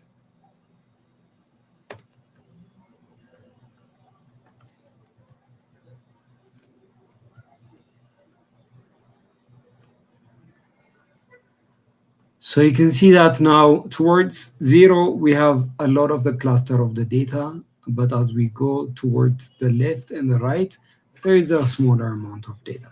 This is what we call a normal distribution function. So if we could use a normal distribution for both x and y plot, what's going to happen?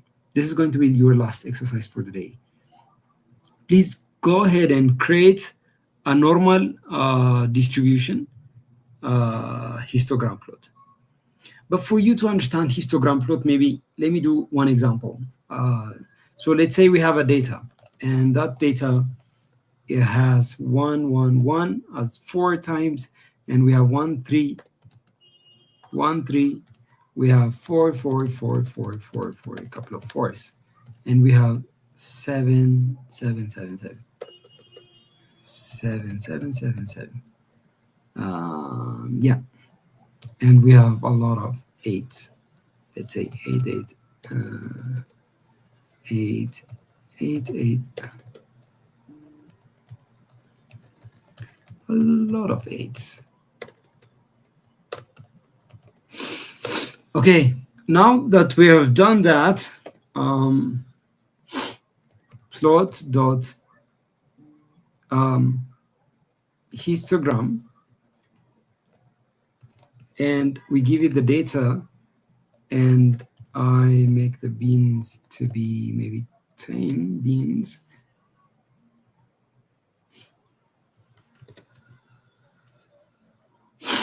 Okay, what's happening?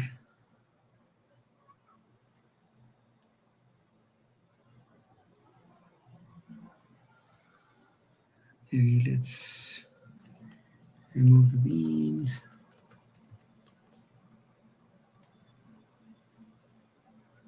Okay, this is what it means by histogram plot. So we have 4 ones, we have 1, 3, we have close to 10 4s, and we have 5 7s, and we have a lot of 8s. So it counts the amount of the data that we have as a frequency. So in the normal distribution, you see that we have a cluster and cluster of data closer to 0 because it's picking points from a normal distribution. So accordingly, I would like you to draw a graph. I'm going to give you this as an example of what I've done. And I would like you to do a distribution plot where both x and y elements of our data comes from the normal distribution. both x and y comes from a normal distribution.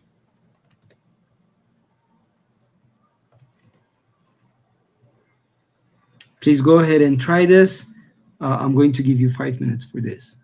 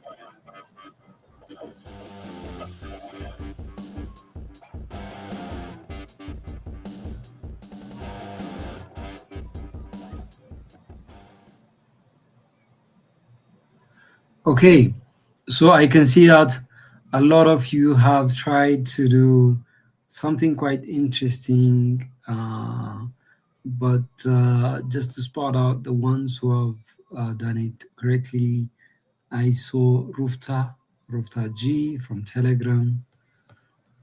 mm, for the question that I have asked. But also, you guys have done good job on plotting the distribution of the previously done one. Okay, so let's do it together. Actually, I wanted you to check other types of graphs, but of course, you can do a plot using the normal distribution. So you could create um, uh, let's say data X, or as if we might have used it previously, normal one, I could say, and np.random.run n, and maybe 1000 data points, and n2 np.random.run n, 1000 data points, and um,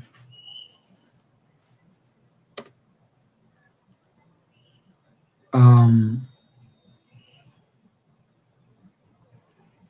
so you can use just plots, and I could give it n1 and n2. You could see that this is a normal distribution for both x and y. You can see there is a cluster of data on 0, and as we go further and further, it's actually getting a smaller amount of data.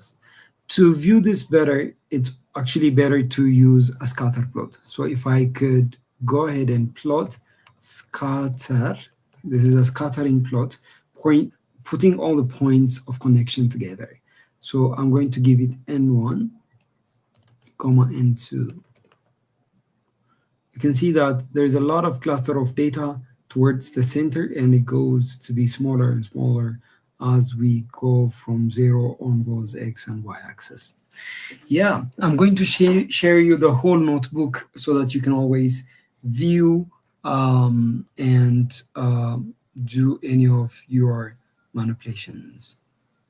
Yeah, this should be the end of today's class, but we're going to move on your grouping. So your grouping have been sent out in the group, in the Telegram group, and also in the WhatsApp group. I'm going to pin it so that you can easily always refer to it. So I'm going to pin it.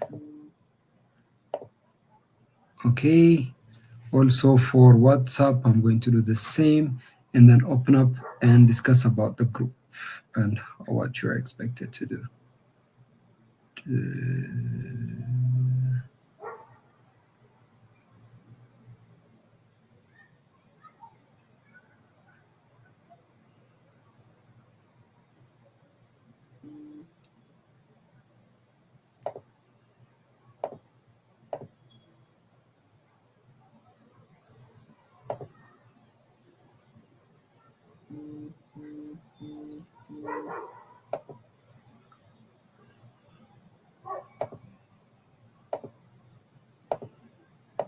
Okay, there you go. I've pinned it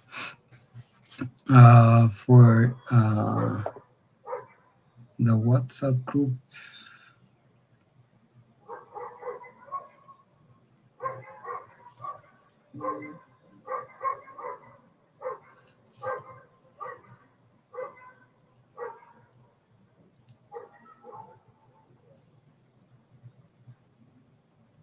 Let me pin it for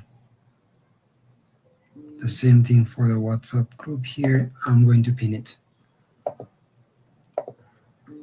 Okay, so this is your Telegram groups and WhatsApp groups.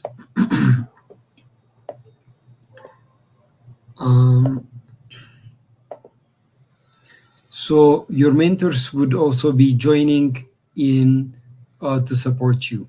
So join your specific Telegram groups and then uh, you'd be supported by your mentees, right? So make sure you join the specific Telegram and WhatsApp group, all right? Make sure you do as that.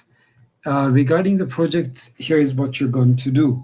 So the project that you're going to do shall be something that you can be able to complete it tomorrow. For tomorrow, I'm only going to have a class with you just in the morning for a few um, for a few, I mean, 1 hour, technically, 1 hour class. And the rest of the class is going to be dedicated for your project development. So until the morning break, you'd be having a class with me. That's 10, 15 GMT plus 3. And then the rest of the day would be yours. And at 2 p.m. in the afternoon, after lunchtime, 30 minutes after lunchtime, we're going to start to present, right? So every group would have 5 minutes for both presentation and demo. Actually, I'm not sure if it's even 5 minutes full. We're going to make it probably 3 minutes because there is tremendous amount of groups. So maybe consider like we have 3 minutes. So get ready on your presentation, and mostly what we require is just the demo of what you have done. Maybe you can show us the slide. You can create a slide and show us the demonstration. So that's a 3 minutes to 5 minutes presentation. You can divide it between your slides and your code presentation. So you don't have to go through the code explanation and everything because you're going to upload your script and we're going to check it. But for the presentation, all you have to do is just describe what you have done, what the output is, describe the graphs. That's what we're looking for. Because I'm going to show you in the morning what we expect. I'm going to use real data, and we're going to actually see some data analytics and visualization. Yeah, that's it. And make sure that you don't have very easy project or something that's not quite exciting or something very big that you cannot achieve with the 3 to 4 hours that you have. So yeah, what you're going to do today is start brainstorming for 3 ideas and suggest it to your mentor. Suggest 3 of the ideas to your mentors. And your mentor is going to check the idea that best fits, and he is going to select the one that's much better. Okay, your mentor is the one who's going to select from 3 ideas. So mentors would be supporting in your group. Make sure that you're active and working well so that you do and present a great project tomorrow. So we'd be calling out names of, I mean, groups as the presentation starts at 2 p.m. in the afternoon. And make sure that you're ready to present and everything, right? Once you've been passed, we're not coming back to let you present because there is a cluster of a lot of people.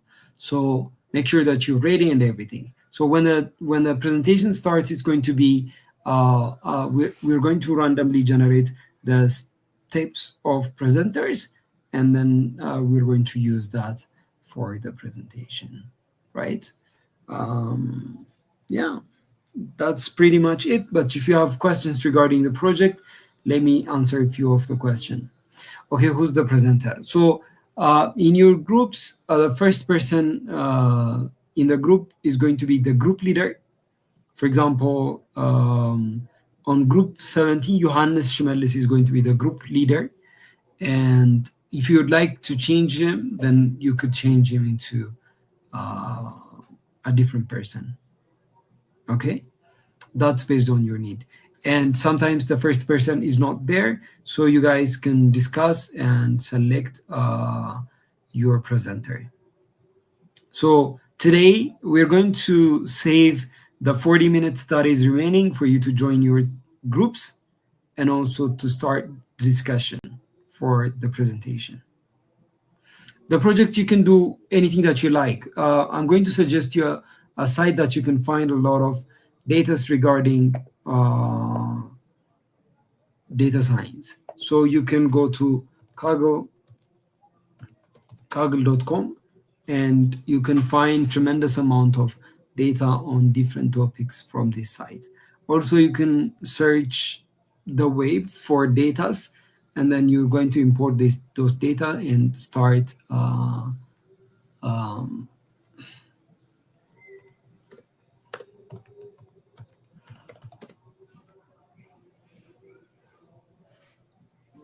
yeah. So you can check out these data or find data from different places. Okay, the site is kaggle.com. I'm going to send you, but also this is not the only site. You can search for sites that actually have a lot of data available.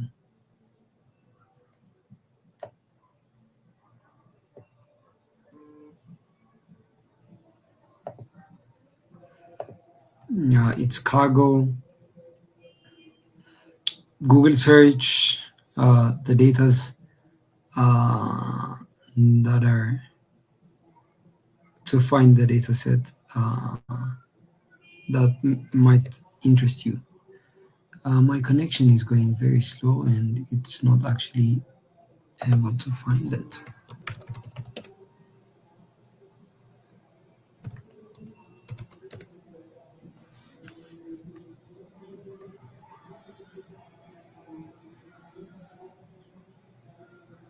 It's a bit slow on my side, I don't know why.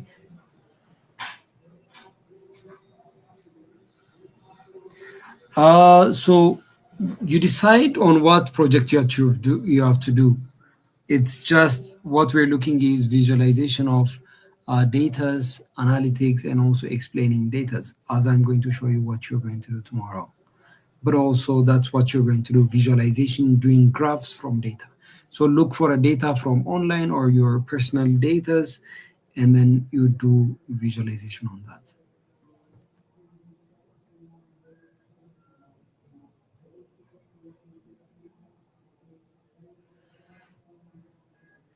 Okay. So the persons who are in person, then you would present in person, right? No worries. So this is Kaggle. Inside Kaggle, you can go ahead and search data like marketing. And there's a lot of cluster of data regarding marketing. You could find one of it, download it, and then you can start playing with the data. But also you can find data online, different places. Okay, afternoon attendance. Dave, can you go ahead and send out the afternoon attendance so that they can start filling in?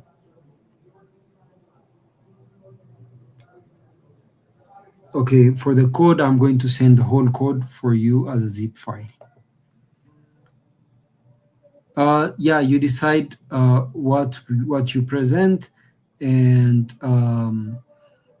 it could be Kaggle or any other websites. But necessarily you decide. But you for today you brainstorm and suggest 3 ideas. From the 3 ideas, the mentor is going to select one of the idea. There is so much unknown about this presentation, but what are the parameters that guarantee the pass? You doing the things that we've learned and applying it to something on real data. That's what we're looking for, and trying to explain the data using graphs and visualization.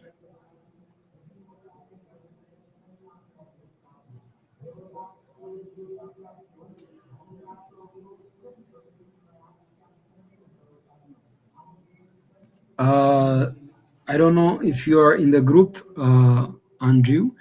A list of group form has been sent out in the Telegram and WhatsApp group.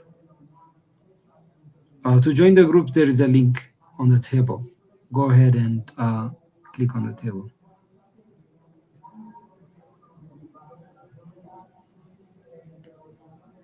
Is it presenting the main idea of the code?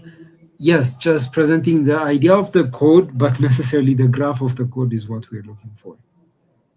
That's the most important thing. Yeah. So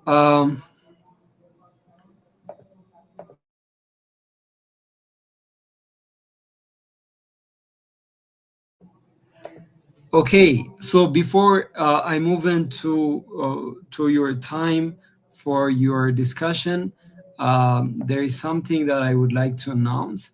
So if you go to summer.infnova.tech, okay, summer.infnova.tech. For the summer, we are going to have a program dedicated for things that you've been learning. For example, in these 2 days, you've been learning a lot about data science, but still there is a lot remaining. So I understand that you need extended program to learn more. So considering this, we have a summer tech bootcamp where you can transform your professional career into getting a good job, remote or in person, that could upskill you as you might also are working, or maybe if you are a master's or a PhD student. So there are three tracks that you can learn. First track is the web development track, front web development using React, from beginner to complete skills like that you could be able to actually start to develop sites and apply works and get freelance works and everything. And the second track is the data science track, the one that you've been learning here, but much more detail and much more exercise and practice, and including beyond visualization, machine learning concepts and deployment concepts would be included. And the last one is embedded systems and Arduinos. If you are looking to understand robotics and how robotics related topics work, then this is also something that you could see. So you can check out this site. I'm going to share. Um,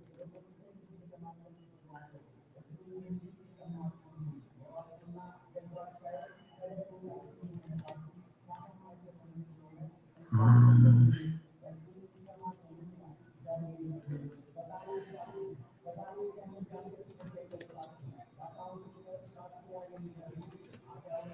Okay, so I have sent the site. You can check it out. So we'll be providing this in collaboration with the famous Addis Ababa University and at their campus. So you can be able to learn there, or also in the space in Bole in collaboration with ISADIS and Creative Hub. So we have trained over thousands of people already, and with our training to be 100% practical, even online trainings, you couldn't imagine how the in-person training is. It's quite interesting, and we have quite interesting instructors and materials that you could be learning with. So you can see our previous bootcamps, some of the testimonials of what youngsters have done, and even much more improvements are in this summer. So you can choose whichever fits you well. We have embedded systems and robotics if you're quite interested with hardware, and there is front end web development using React, and also data analytics, visualization, and machine learning training that you can take part.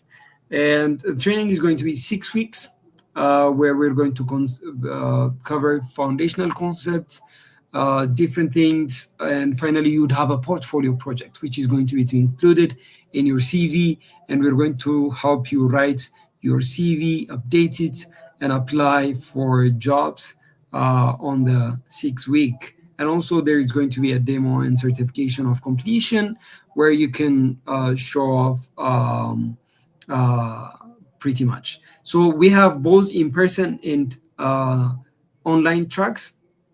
You can learn whichever way that you like. So the frequency of each of the training is going to be 3 days per week.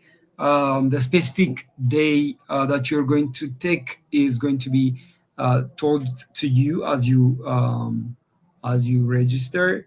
For example, the data science is Monday, Tuesday, and Wednesday in the morning. So just like that, as you register, we would be emailing you, and a total of 54 hours daytime training for the in-person training, and online trainees also would have something closer to that hour.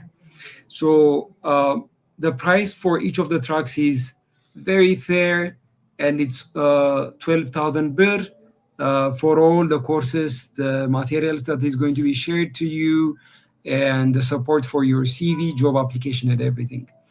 And what I guarantee you is you'd be very ready for your future endeavors. If you're maybe grade 12 student, or any high school student or university student, then this is the right place that you can actually leapfrog, use it as a springboard for your professional journey. And if you're actually learning for the online course, it's half of the price, right? It's going to be half of the price. Yeah, that's going to be 6,000 birr for every of the tracks, for all the three tracks. So you can choose the track that you like, and you can go ahead and register now. So we'll be giving a discount for this class until July 13th. That's going to be a 2,000 birr discount for whichever class that you're going to take. 2,000 birr discount only until July 13th. All right, next week, Monday. After July 13th, if you're paying 2,000 birr less, then the finance guys are going to call you to add 2,000 birr. Yeah, so that's the company account that is attached. If you go ahead and press the register, you'd have the company account here. Also, I'm going to tell them to include the Telebir if you're looking for that, the company Telebir. And if you're international student looking to learn online, please send us a specific message to our to Infnova email. We're going to put actually the email is here. You can write us an email here, and we'd find a way that you can make your payments and start learning. So one more addition is for anyone registering in-person class, they can also take part in the online class as an addition for the in-person class, right? So in-person plus online. But for the person who registered online class, the only thing that's the online class that they are going to participate in. So you might be learning in Addis Ababa University, which is quite astonishing, where a lot of professors are there regarding data science and everything, and also Creative Hub and ISADES, where mostly the class is going to be at Bole near Madhanialam Church. Yes, maybe you know the place. It's Kabe Bakery, Kabe Cake House. I don't know how they call it, but I'm going to share you. Maybe we're going to pin the location here. Yeah, so you can do your registrations. That would be about it. So don't lose your discount. Go ahead and register. We only have limited space, by the way. For Bole, we have like 40 students maximum, but for Addis Ababa University, we have a bit relaxed amount of learners, close to 40 per class. Yeah, kind of, yeah. So yeah, that's it. You can go ahead and check it out. For now, I'm going to leave you to your groups and discussion, as long as you don't have questions regarding this training. So some of the questions here are 6K for online. Yes, that's going to be 6K. And if you register until July 13th, then that's going to be 4K. That's very fair price. Till July, yes, 13, you have 2K discount. So if we are not in a group, what's the procedure? Because I don't. Okay, if you're not in a group, I think the best way to proceed is find one group and just join and send us an email to academy.infinova.tech, and we're going to consider that, right? That way it's much better because we've already completed assigning. Yeah, you get your certifications after the 3 days training is completed.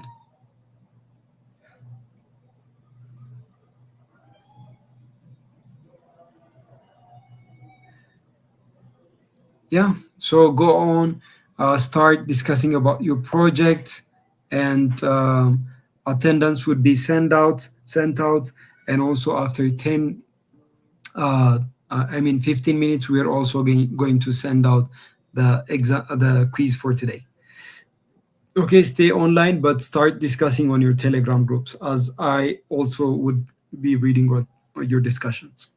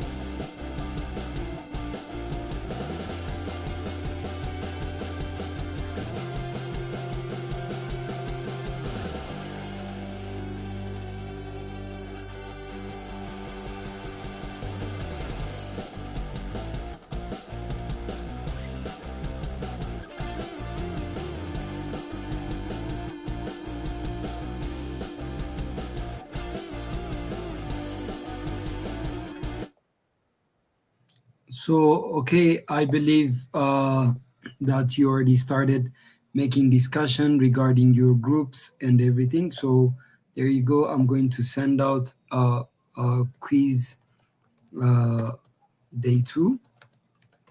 Make sure to do your quizzes.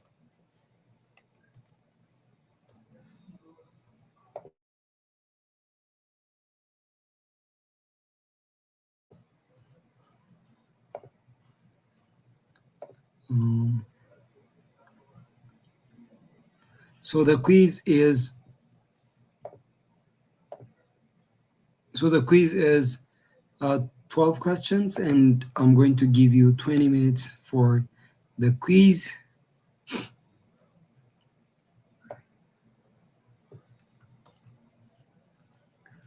Um,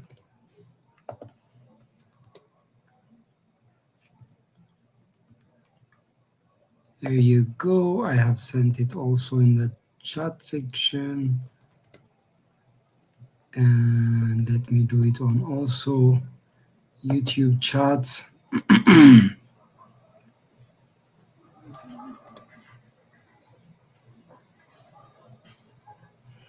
There you go. I have sent you your quizzes. Please go ahead and take your exams. Some of you are asking me also personally to translate the money of the summer boot camp in your currencies. So to do that, maybe it's better whenever you're ready to pay, we're going to see that day transaction amount, and then we're going to give you that price. Yeah. So if you're an international student, please just give us a text message. Thank you. You have your quiz. I'm going to set a 15-minute timer. Keep on brainstorming tonight and discuss with your teams and group mates. Make sure that you have an idea to work on tomorrow. Um,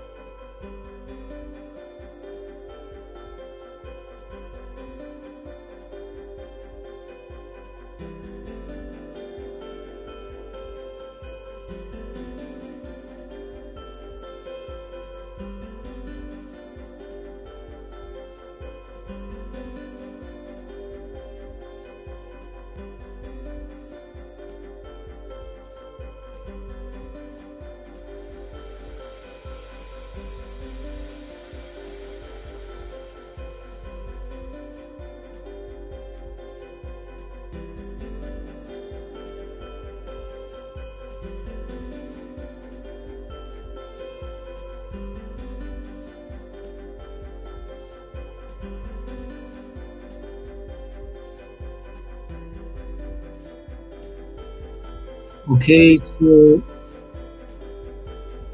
most of you have completed the exam, but some of you didn't. So um, we're going to extend 5 more minutes for you to actually complete your quiz. But later we're going to close it, right? Okay. So you have a good evening for those of you who have already completed your exams. But for the other ones, please make sure to complete your quizzes.